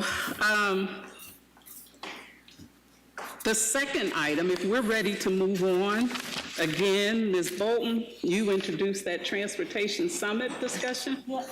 I was fortunate enough to have, as we all do, a one-on-one meeting with the superintendent a couple of weeks ago. And as you all know, I'm a bugaboo about the transportation piece and have been. And I just was wondering whether or not the board had submitted the things that the administration asked, which was after the summit, would you please send to us some of your further questions or some of your greater interests or some of your ideas. And it's I was not clear as to whether or not board members had had a chance to react and submit to the superintendent additional items of interest or ideas after the transportation summit was concluded. So that's why I put it on, because I do think that time is of the essence, and indeed we have maybe only as late as that working session in January to worry about both the Westwood campus and also making some major decisions about transportation. So I just was wanting to make sure the board had an opportunity to share whatever they wanted to share or with the superintendent administration. Ms. Bates? Yes, and I didn't submit because, you know, I really didn't have anything in particular until tonight. And it was kind of triggered by one of the members of the public that spoke and discussed, gave us, you know, a quick summary of a study that was done about extending sleep time of late start schools. Well, half of our high schools are late start schools. Why don't we do our own comparative study of our own students within our own demographic and send out, you know, a survey asking our late students what time they go to bed and what time they get up, and our early students, and see if we can come up with data of our own to help us in this decision instead of relying on data from another area that may not have a lot in common with us. Other comments? Mr. Morosky? Should I make that as an assignment, I guess? Okay, I'll make that as an assignment later. And with all due respect to my colleague, Ms. Bates, these studies are accurate, and it's not so much an issue of when they're going to bed, but when they're actually waking up as far as the adolescent brain is concerned. I'm not opposed to it, by the way. I'm not saying don't do it. I do think that we have, for a couple of years before I got here, and certainly the 11 months I've been here, had a number of people in front of us presenting us with irrefutable evidence that late start times is better for adolescents. Our challenge, my opinion, and I know it's a challenge, for Mr. Adams, for transportation, for everybody, is to figure out how to do that for the other half of our schools, my opinion. And I would still like to try to get this done by next school year, which I've made clear before, and I just want to make it clear again, right now, that that is something that I hope the administration is still working on, that hasn't fallen by the wayside, because every year we delay it. It's not something we can do like halfway through a school year. It's got to wait another year. So I'm not opposed to the study at all, but I also think that for that change to happen, it has to happen in the first semester of in 2019, if we wanted to do it by the next school year. Also, I was wondering if we had an update on, I know, again, Mr. Adams has done a lot of working with our vendors, some of whom are here tonight, regarding picking the kids up for school and all, and if there was any report on if things have gotten better, not for tonight, but if there is like data on how our vendors are doing, if we could see it maybe at the 7th, at that board meeting or another board meeting, the board's all right with that. But again, maybe not tonight, but I would still like to keep on that conversation about our vendors and if they're performing to the standards that we want them to. Yes, Ms. Bolton. I think Ms. Bates is right that we should be trying to use our own data the best we can. I do think that we have conducted relatively extensive surveys of students, particularly because of the interest that the board had in making sure it wasn't just 3 or 4 high schools that were interested and wanted to go across all 12 or 15 or so more of the high schools. Interestingly enough, at Walnut, they have been surveying for 2 years, and curiously enough, the interest of later starts has declined somewhat from 17-18 to 18-19, and for the students, their suggestion is that the best way to get more sleep time is to reduce the amount of homework they have. From the mouths of babes. Love it. I do too, that's awesome. So, okay, Mr. Messer. Yeah, I'd like to reiterate what Board Member Borowski stated. I mean, I think that there is unbelievably compelling data that specifically talks about the positive impact of the later start time. And so, you know, what I understood part of the largest challenge was, you know, the impact to the budget and the costs associated with that. And I haven't yet seen specific numbers of here specifically what that is going to cost. And so I'll save that kind of to the assignment, but I think that is a big piece because I would love absolutely to move forward on that. I also know that we have a big old chunk of dollars out there that are transportation related, and that may be impacted as we change with Metro, et cetera, and or other providers. So I think that cost impact is going to be important to do that. But I think the more we get our arms around that and then can make the informed decisions to get this to happen as soon as possible, I think that would be great.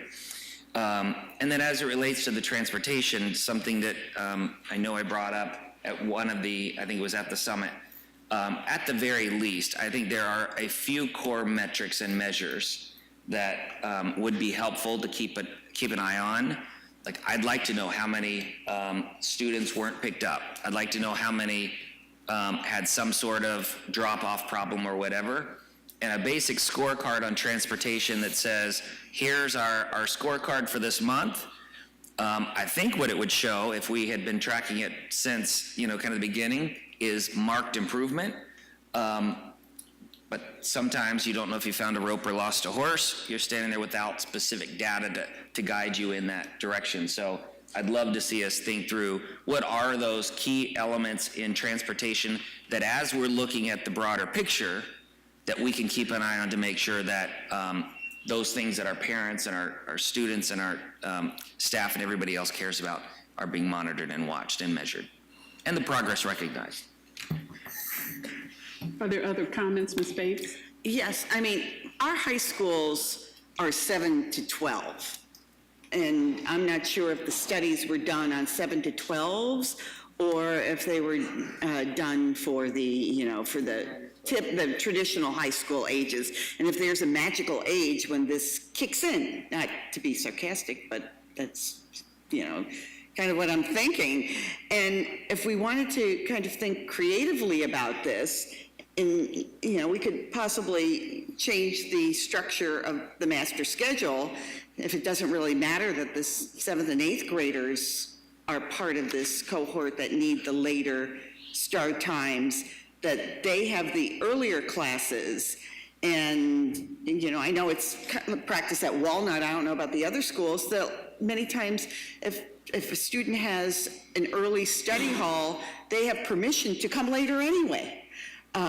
So maybe being creative about the master schedule to allow the older adolescents to have some more sleep time, and the younger ones, if the impact isn't as great on the junior high age students.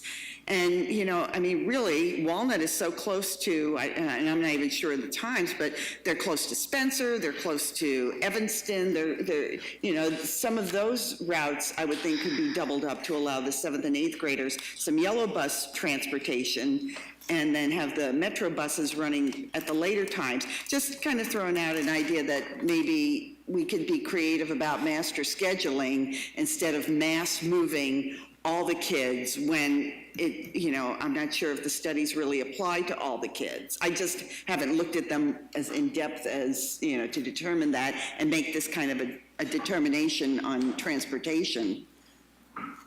Okay, Ms. Bolton, followed by Mr. Messer. Very quickly, I think we all would be served well to review the transportation report that was submitted, especially the recommendations. There's about 2 pages of those. And I think Ms. Bates is correct about the fact that we probably need to think out of the box on some of the bigger issues. But at the core of what I understand Matrix is trying to do is at least get the system that we have as efficient as is possible so that we're dealing with it, not trying to fix a broken system or let alone expand it to something else. Again, this is not really about buses, it's about schedules, it's about offerings, it's about whether or not we provide all the choice that we're currently providing.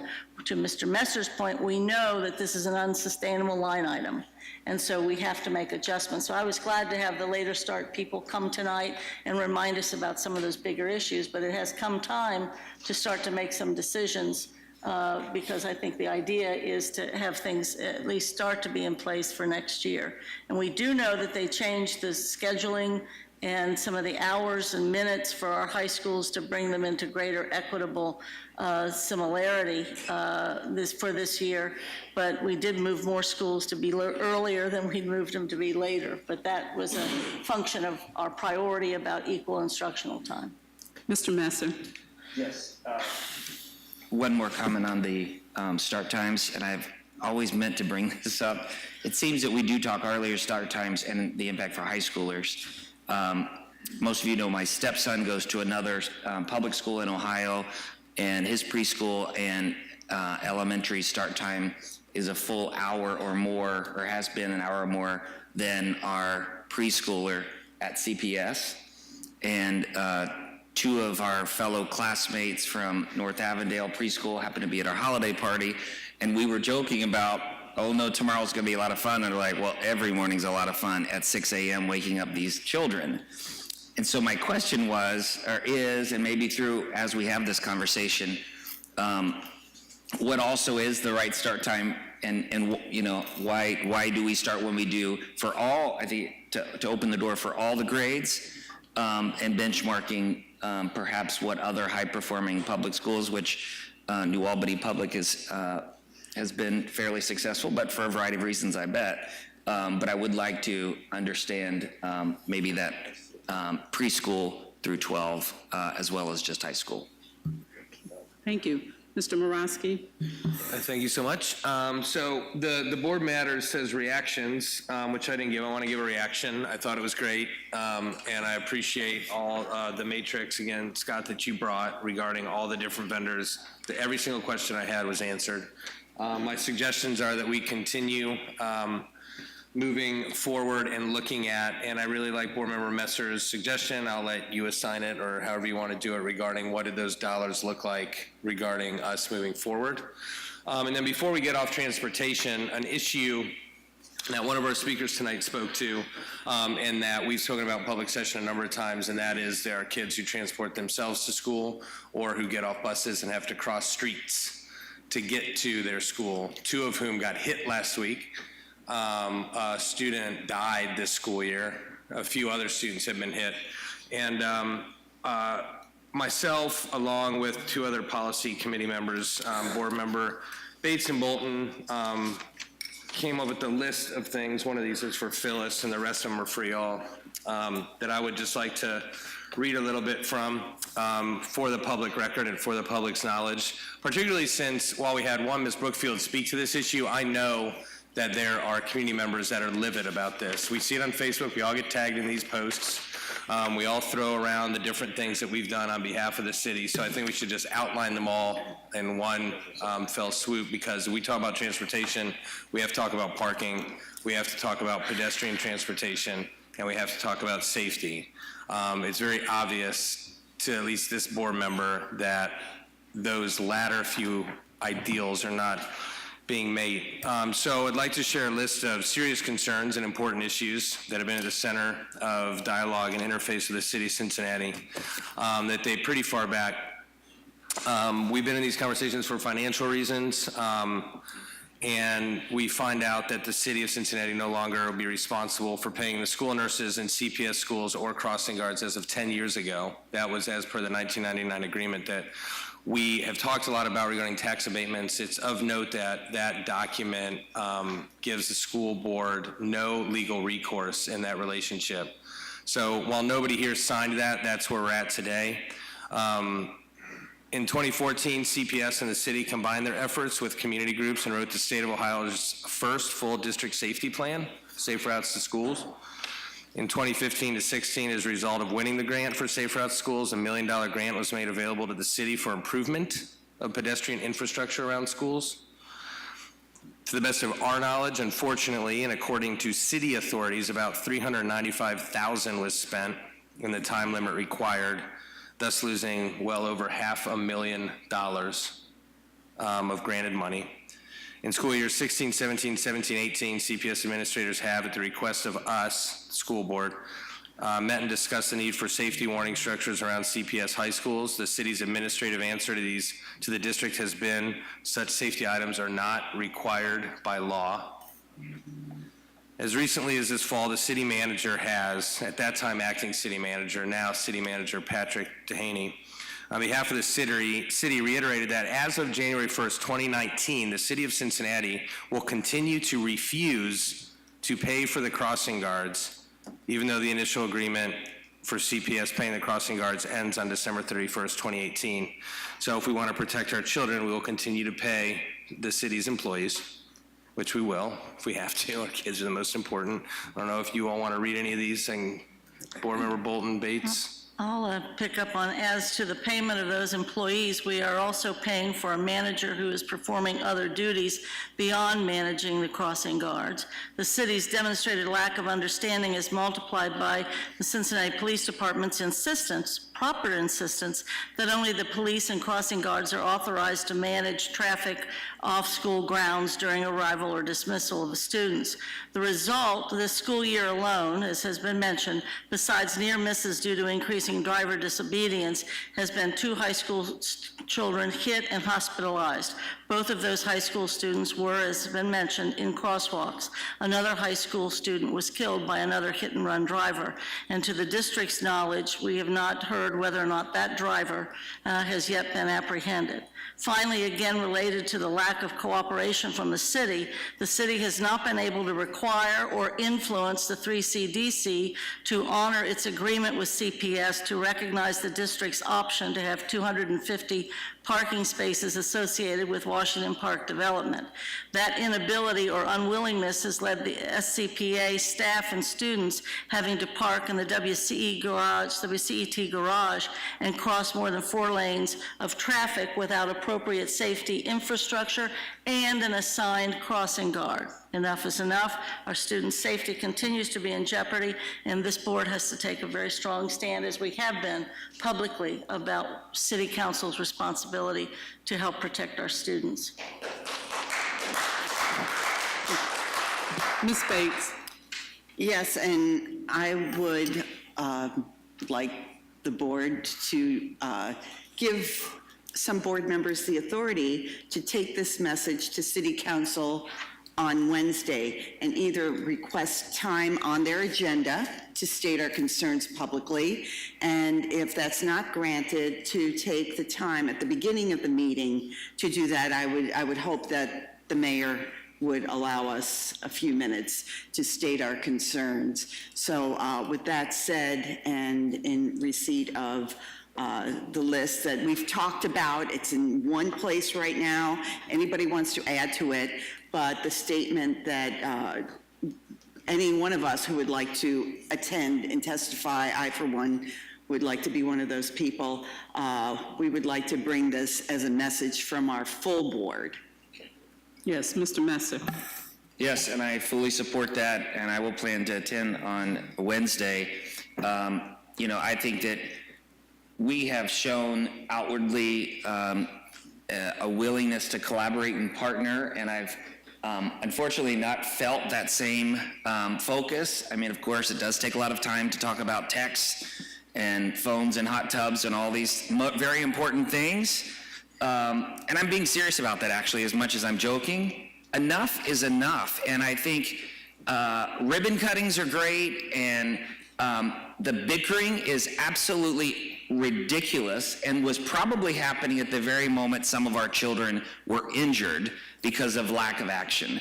And I think that, thank goodness, we have a good year ahead of us to reimagine what that agreement potentially will look like. And I can tell you, based on what I know about this board over the past year, it's not going to look anything like it does today.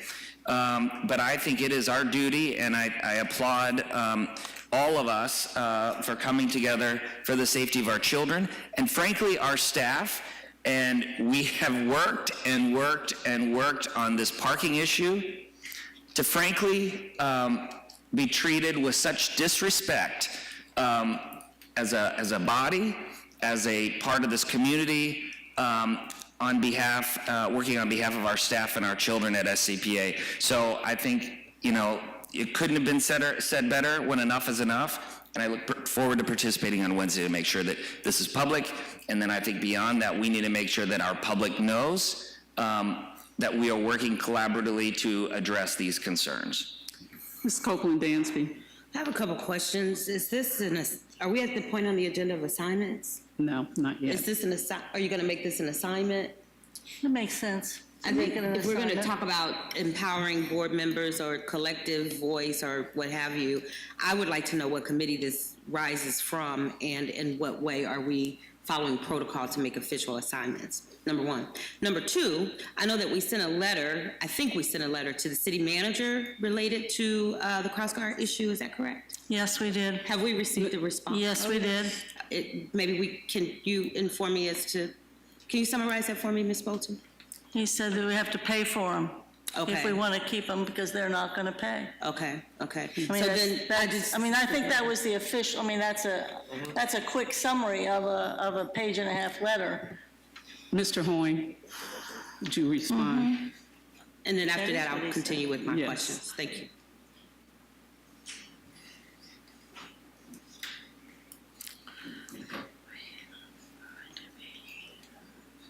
That was a good quick summary. I mean, that's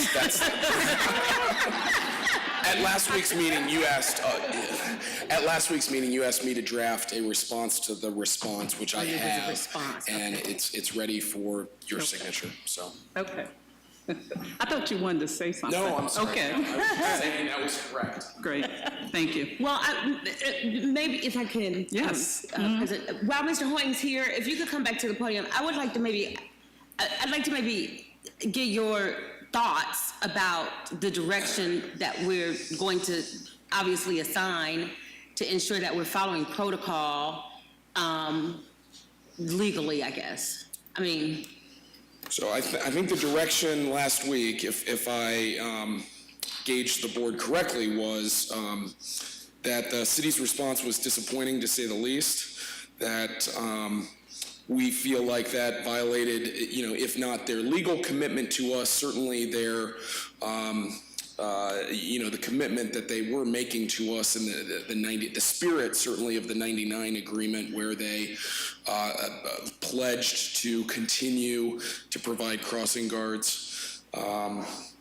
We think that it's not the best practice for school districts to be saddled with these expenses or to manage, frankly, the crossing guards, but and not consistent with what's being done in the suburbs or other urban school districts in the state. So I say all that, and finally, however, as Mr. Adams pointed out last meeting, the city is saying to us that, notwithstanding, they're not going to pay going forward. And I think the direction that the board had asked me to write was that, notwithstanding that we don't think this is correct or right, the district wants the status quo to be maintained starting in January so that we still have crossing guards at our expense if necessary. Okay. And so that's what the letter says. And again, it's ready for your signature. Ms. Bates.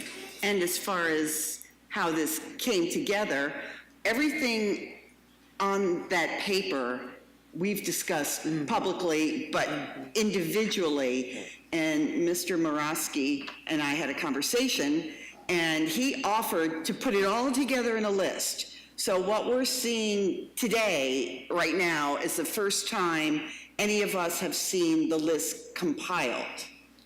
But we have all seen we've talked about these individual issues.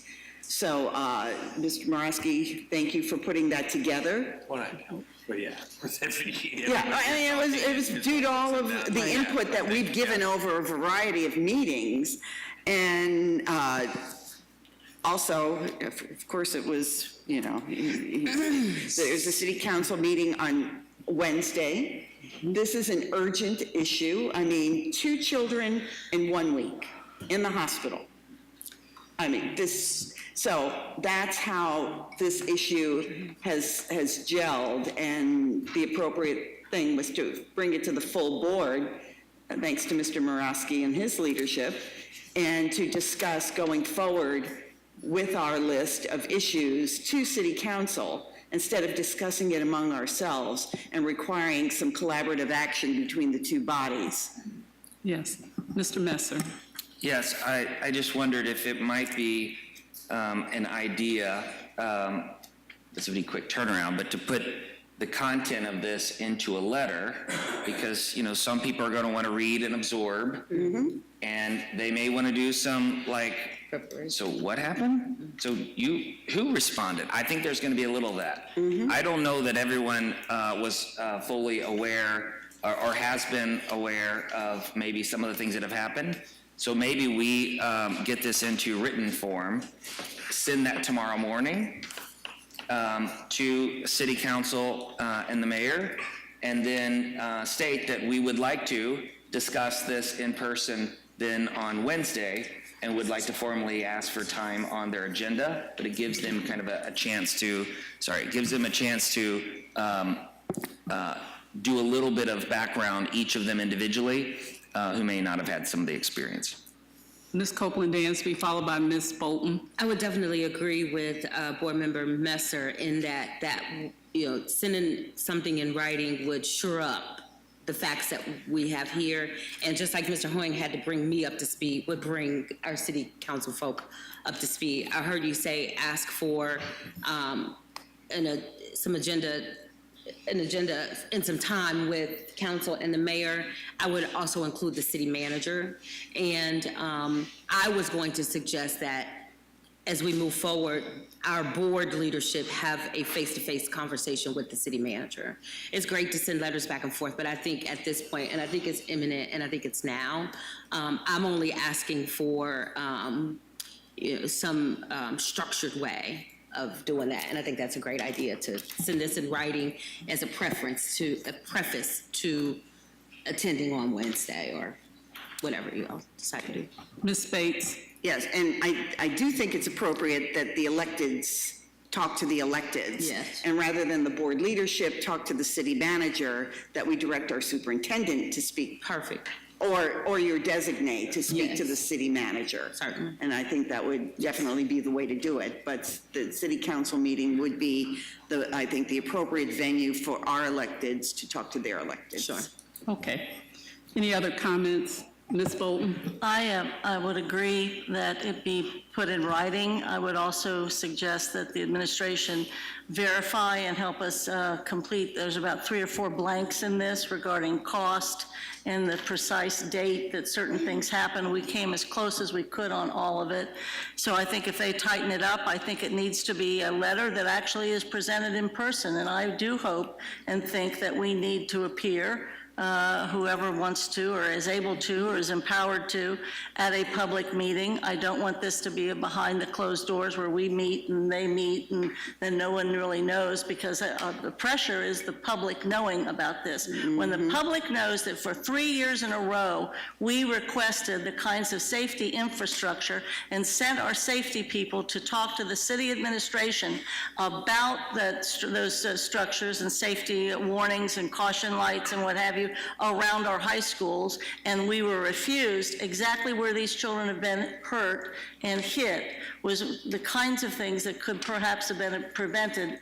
I have hope, knowing many members of City Council, that if they actually had this timeline and understood what had been going on, they would not only be more well-informed, but actually, I think, motivated to find a solution for us as they prepare their next budget and as they claim to do the pedestrian safety effort. And also, real quickly, there's a window of opportunity regarding another safety plan and the expansion of a safety plan, and it starts in January and ends in March, if I'm quoting a memo correctly from Mr. Adams. And we need to, and I will assign in the assignment piece something I want to say about that safety plan being developed.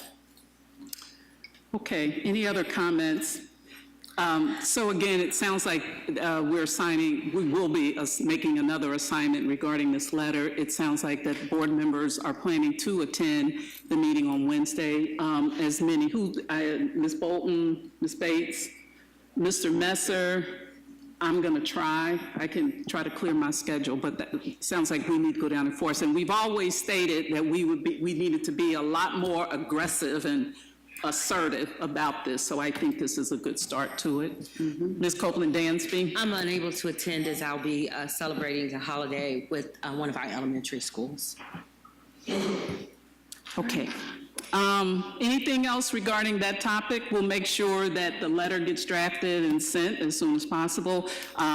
Do you all want, I heard somebody say we might want to present this letter, I think as a that makes public sense, document. and Yes. also be part of whatever statement is made before the public, but also want to make sure the administration has its opportunity to review that list. I see it more as a list of grievances and concerns rather than as several paragraphs. We're at the line item part of this argument now. No more paragraphs. Okay, thank you. Last comment, Mr. Morosky? My last comment. When I heard presentation, I was thinking more, so you go to city council meetings and they have formal presentations from folks and then hearing of the public. I was thinking more not a presentation of here's our letter. I think what I heard and what I think would be effective, I don't know if it's possible to get on the agenda by Wednesday, I don't know, was an actual presentation from our team, our admin team, Ms. Mitchell, Mr. Adams, but that's not for Wednesday. But I think at some point, like an illustration for these folks so they can see it, but I don't think that's probably Wednesday.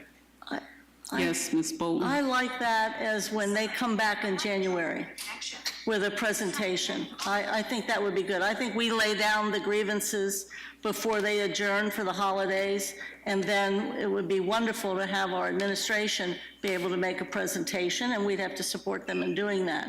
But they can't get the kind of presentation needed ready, but I think let's lay the grievances and call the council on this, because there's nobody else's at this point except city council.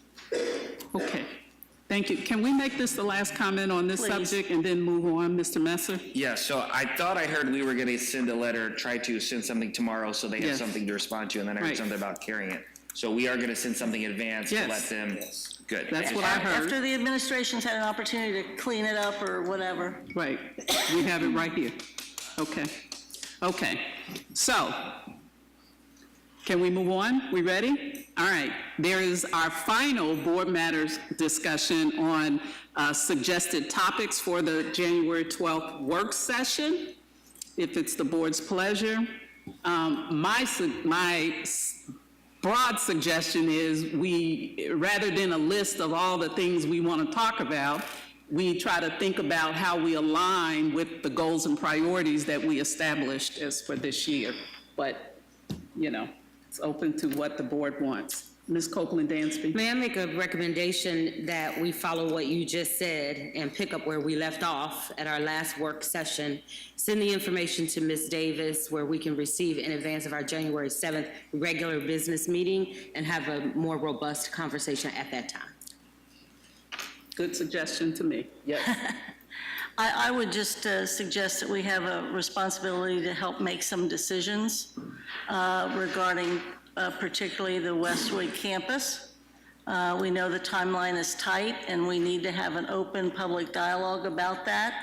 And I think that should be one of the operative efforts, besides alignment and what have you. The other piece is wherever we may be on transportation, that can be deferred, I guess, to other public meetings.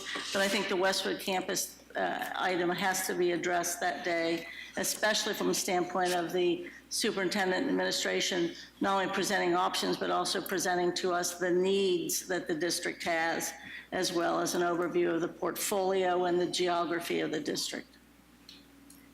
Mr. Messer? All of those, and I think it would be good for us to just calibrate on where we are with the strategic plan.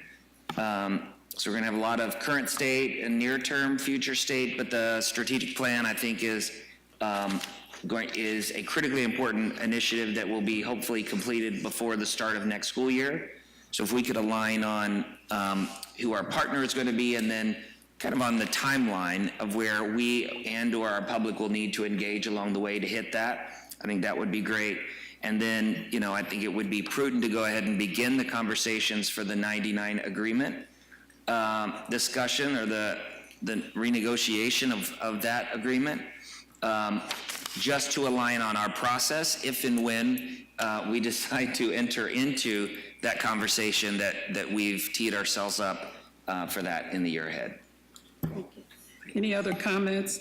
I just wanted to add for myself a suggestion that we have some discussion around, again, board process and communications. We talked a lot about it, and I've heard comments tonight about the need to be more efficient with the agenda and the process itself. I think there's a lot of work to be done around that, just to kind of narrow the scope. For example, what do we want to do and how do we organize board matters? How do we prioritize that? So that would be one for myself. Other comments around that? I would suggest, if you think of any over the next few days, please direct those comments to Ms. Davis and or Pat, Ms. Bruckner. Thank you. Okay, Superintendent, do you have a report? I do have a report. It is a short report, but it will prime the pump, if you will, for a conversation after the new year, shortly after the new year, regarding the Westwood campus, or what it will be called in the future.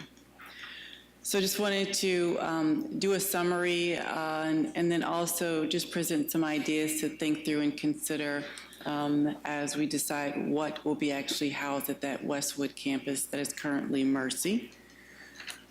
You know that there are a host of meetings in which the public had the opportunity to give some of their thoughts around the school.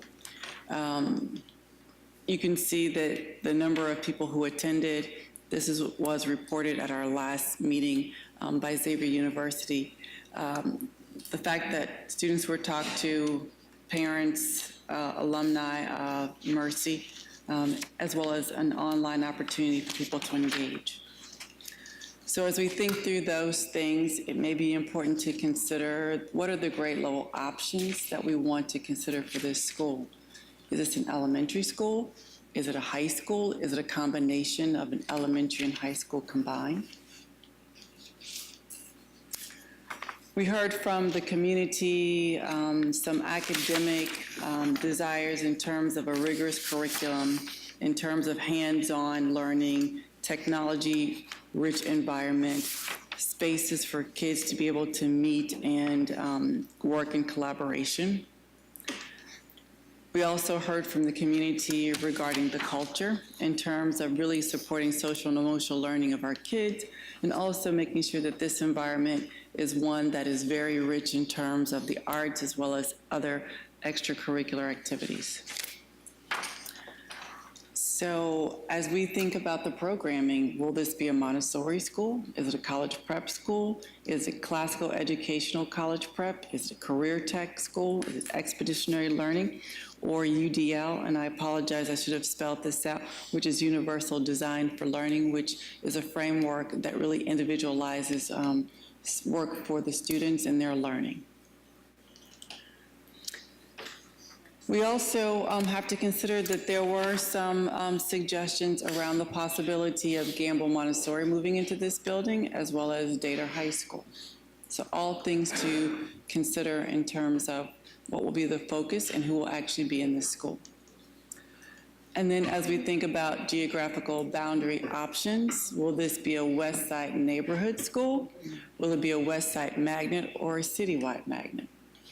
Just all things for us to consider as we approach the new year, keeping in mind, although we want to have a lot of reflection and deliberation about this very important decision, we have to keep in mind that in order to open this school in August, it will be critical for us to, quite honestly, have a principal identified by the end of January to be able to hire the remaining staff. offer professional development, and then order all the materials that will go into that school. So we are quite honestly on a pretty tight timeline to be able to begin open in August. So it seems like it's a long way away, but it really isn't. The good news is that our facilities group, they have already begun their work in the school, but programming needs to be decided as we think about the school and the actual structure of the school. So the type of furniture, whether there are walls that come down, walls that go up, glass walls, and so we have a lot of decisions to be made relatively quickly. And that concludes my report. Thank you. Do I have a motion to approve the revised recommendations of the superintendent? So moved. Second. Okay, any discussion? Ms. Wagner, please call the roll. Mrs. Bates? Aye. Ms. Bolton? Aye. Mrs. Copeland Dansby? Aye, with the exception of page number 3, item number E, page number 7, item number E. I'm sorry, was it 3E and 7E? 3E and 7E, I will abstain. Thank you. Thank you. Mr. Davis? Aye. Mr. Messer? Aye. Mr. Morosky? Aye. President Jones? Aye. Thank you. Do I have a motion to approve the revised report of the treasurer? So moved. Second? Second. Second, Mr. Messer, thank you. Any discussion? Ms. Wagner, please call the roll. Mrs. Bates? Aye. Ms. Bolton? Aye. Mrs. Copeland Dansby? Aye, with the exception of 5F, 5A, and 6A, I abstain. I'm sorry, repeat them one more time. 5F? Yes, sorry, 5F, 5A, 6A. Thank you. Thank you. Mr. Davis? Aye. Mr. Messer? Aye. Mr. Morosky? Aye. President Jones? Aye. Thank you. Inquiries and updates, we've already talked about this, the tax budget hearing, so we will scratch that from the list. Other inquiries and updates. Hearing none. Assignments? Yes, Ms. Bates. I won't take yours, I have 2 others. I had an inquiry update. Ms. Bates, Oh, he has an inquiry update. you have an Just inquiry? an update. Inquiry, it's an update. It's not a big deal. I just wanted to let everybody know, as we've done in the past, about different professional development opportunities we would like to do. I was interested, I don't know if you all saw that Harvard School of Government email that came around from Council of Great City Schools. I don't know if anyone else filled it out, but I'm super interested in doing it, and I think it'll be great, and I'll come back and report everything to you, but I like to keep everybody updated. So I put in my information. It costs a little more than we get, so if anyone wants to donate their board travel, so I'm just kidding, sort of. But anyway, hopefully the Council of Great City Schools will actually put this on at Harvard. It's like 4 days, and it looks really, really neat. So that's my update. Thank you. Okay, assignments. Ms. Bates first. Okay, I have 2. The comparative study of sleep time, surveying our students in our early schools and our late schools to see if there are differences in achievement and so forth. And the second is to refer to policy committee the development of a policy regarding good food purchasing. Thank you. Mr. Messer? Yes, this is, relative to the discussion on food, and my question and/or assignment, if it's not, is there a student stakeholder tasting group? Because we heard a couple of times that it's taste. There is. So that we are connecting these groups in the different schools who might have shared concerns, that we almost formalize that and make sure that our students know who their representatives are, and maybe they provide kind of a report, but somehow connecting the dots so that student voice is getting connected and then it's shared back down. So just tightening that up a little bit so we close that gap. I wanted to see if we could also just maybe get an update on school start times as a whole. Of course, the priority being the high school start times that people, or that we and others have been addressing, but also, why we start 7:30, 7:45 for some of the other groups as well. And is that standard? This is just new guy, parent of a young one, would love to know that information. I think the idea on the transportation scorecard, in the interim of solving a much bigger concern, if we could just state to our public, here are the core metrics that we're assessing, and those are being monitored and addressed, and you can rest assured that the right people are on it. It's just more documenting our work. And then lastly,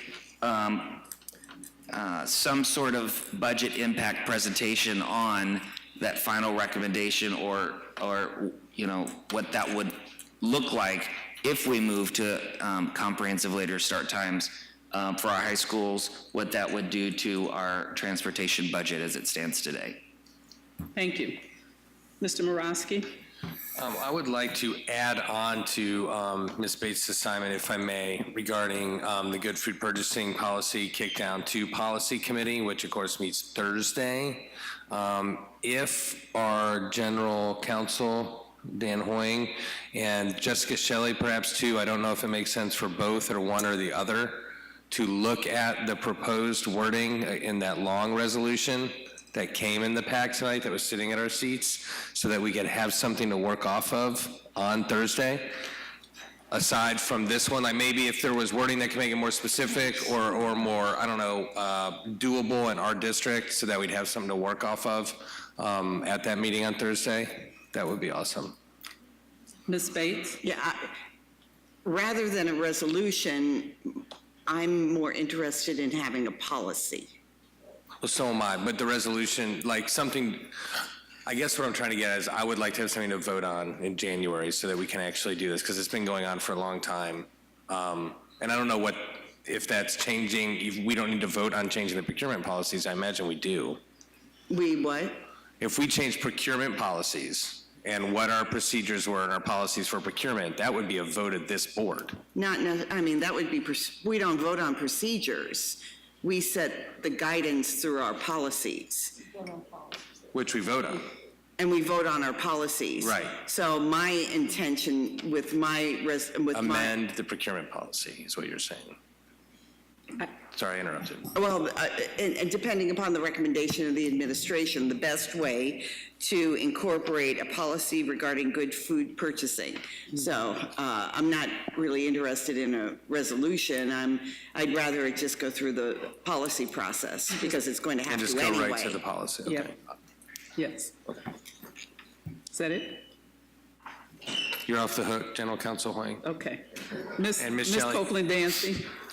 I want to chime in with the assignment related to the good food purchasing. We asked Ms. Shelley earlier today about challenges in that, and so I don't know if we want to formalize that in a list, or in my mind, again, it's challenging for us to set any policy or that without knowing and understanding what we need to support her.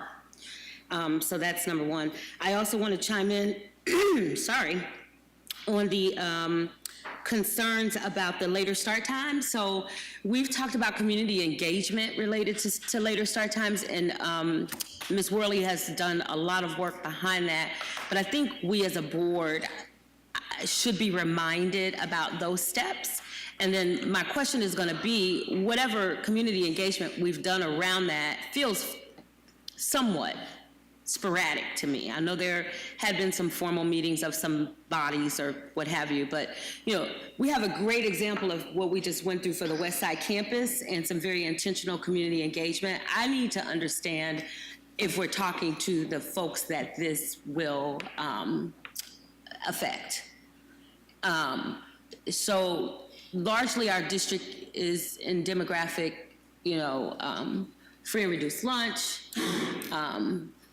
children of color, and a major change like this, whether it's middle school first and high school later or all of it together, affects people in their homes. And so I need to understand how we're hearing from our population and how they are engaged in making the decisions.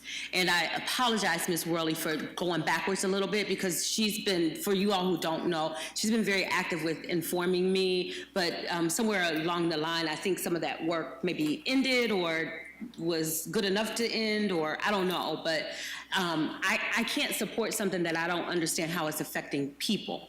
So that really, in my mind, supports what Board Member Bates talked about, in that our studies need to be of the people in our district. It's great to compare to other districts that look like us in demographic, but I want to talk to the people that it affects. There's a huge price tag on this, and I believe someone is asked to help us delineate that and understand what that means, but let's also talk to the people that this affects. We're gonna put one household with multiple siblings, half of them on a yellow bus at one time and the other part on a metro bus at another time. And for those of us who don't have that type of household, we need to understand the implications to employment for the adult and extracurriculars that really benefit our kids long-term, and employment that's necessary even for some of our students. So there's a lot of ramifications around it, not to mention our students who may have any type of disability or challenge and special IEP or requirement or those kinds of things. So I really want to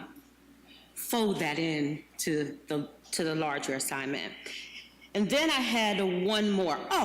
And I really hate to bring this up, but I'd like to assign to our president, if she would, to please send us some sort of communication that helps us understand what we can expect on January the 7th, because I think I'm still a little bit confused about the time and what the expectations of me are as a board member.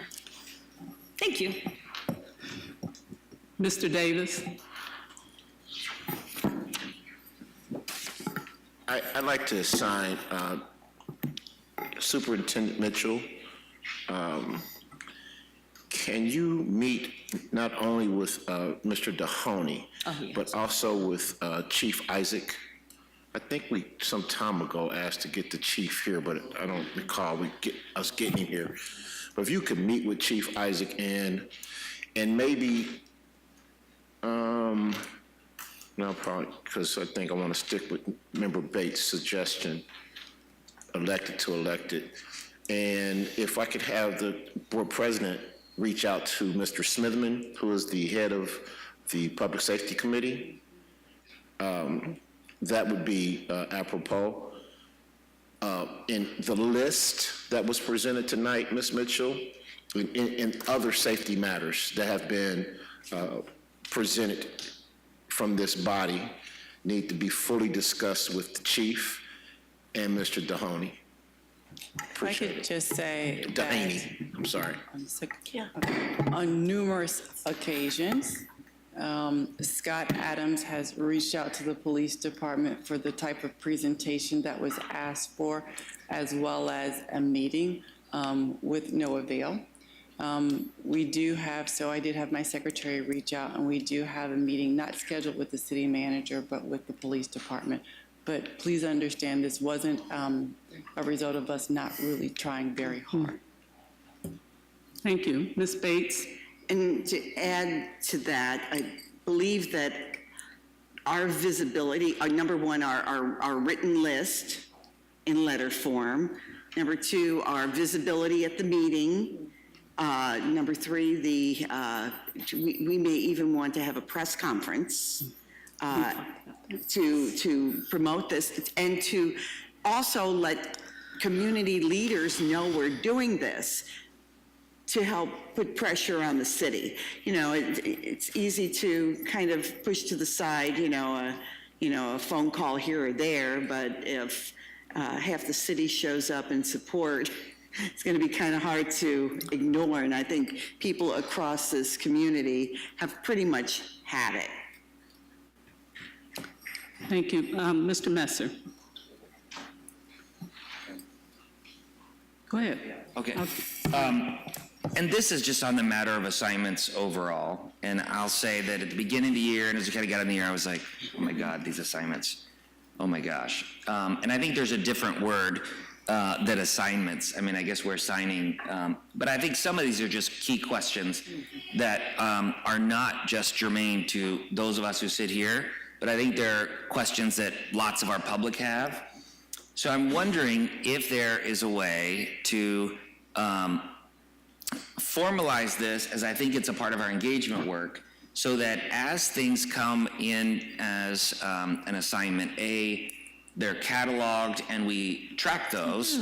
But then what's the output of that? And is there a way on a board website to say, here are some of the things that have been inquired on, and here's the information relative to that topic.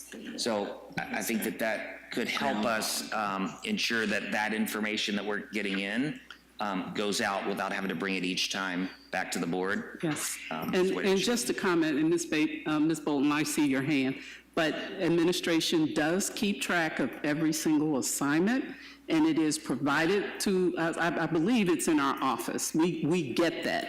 So, but the other pieces of what you're saying, I think we can certainly look at that and try to work through that. Ms. Bolton. Yeah, three, I think fairly specific. One, to reiterate that the administration review that list of grievances, and besides necessarily putting it into letter form, figure out a way to flesh it up with greater specificity, if possible, and to double check. I think we based it on what we have ever seen and been given, so I don't think it's too far off. Second, I think it would be useful to have someone present sort of an update of what's been going on in the Matrix Committee, so that the board at least has a sort of an update and a status as to where we are. I think that would be helpful to all of us. Okay, thank you. All of the assignments. Okay, final comment before adjourn. This is the last meeting of the year.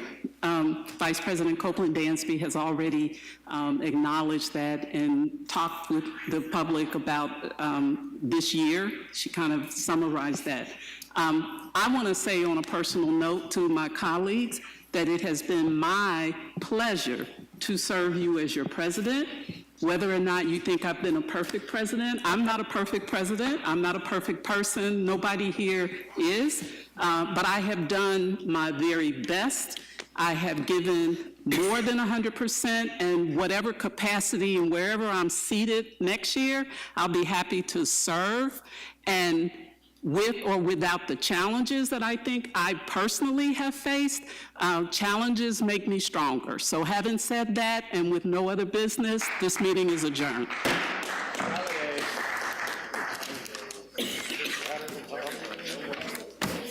Good job, Carol. Thank you. See you. All right. I got 3 more days. I'm giving you a hug. I'm going to Thursday. Well, because I'm new.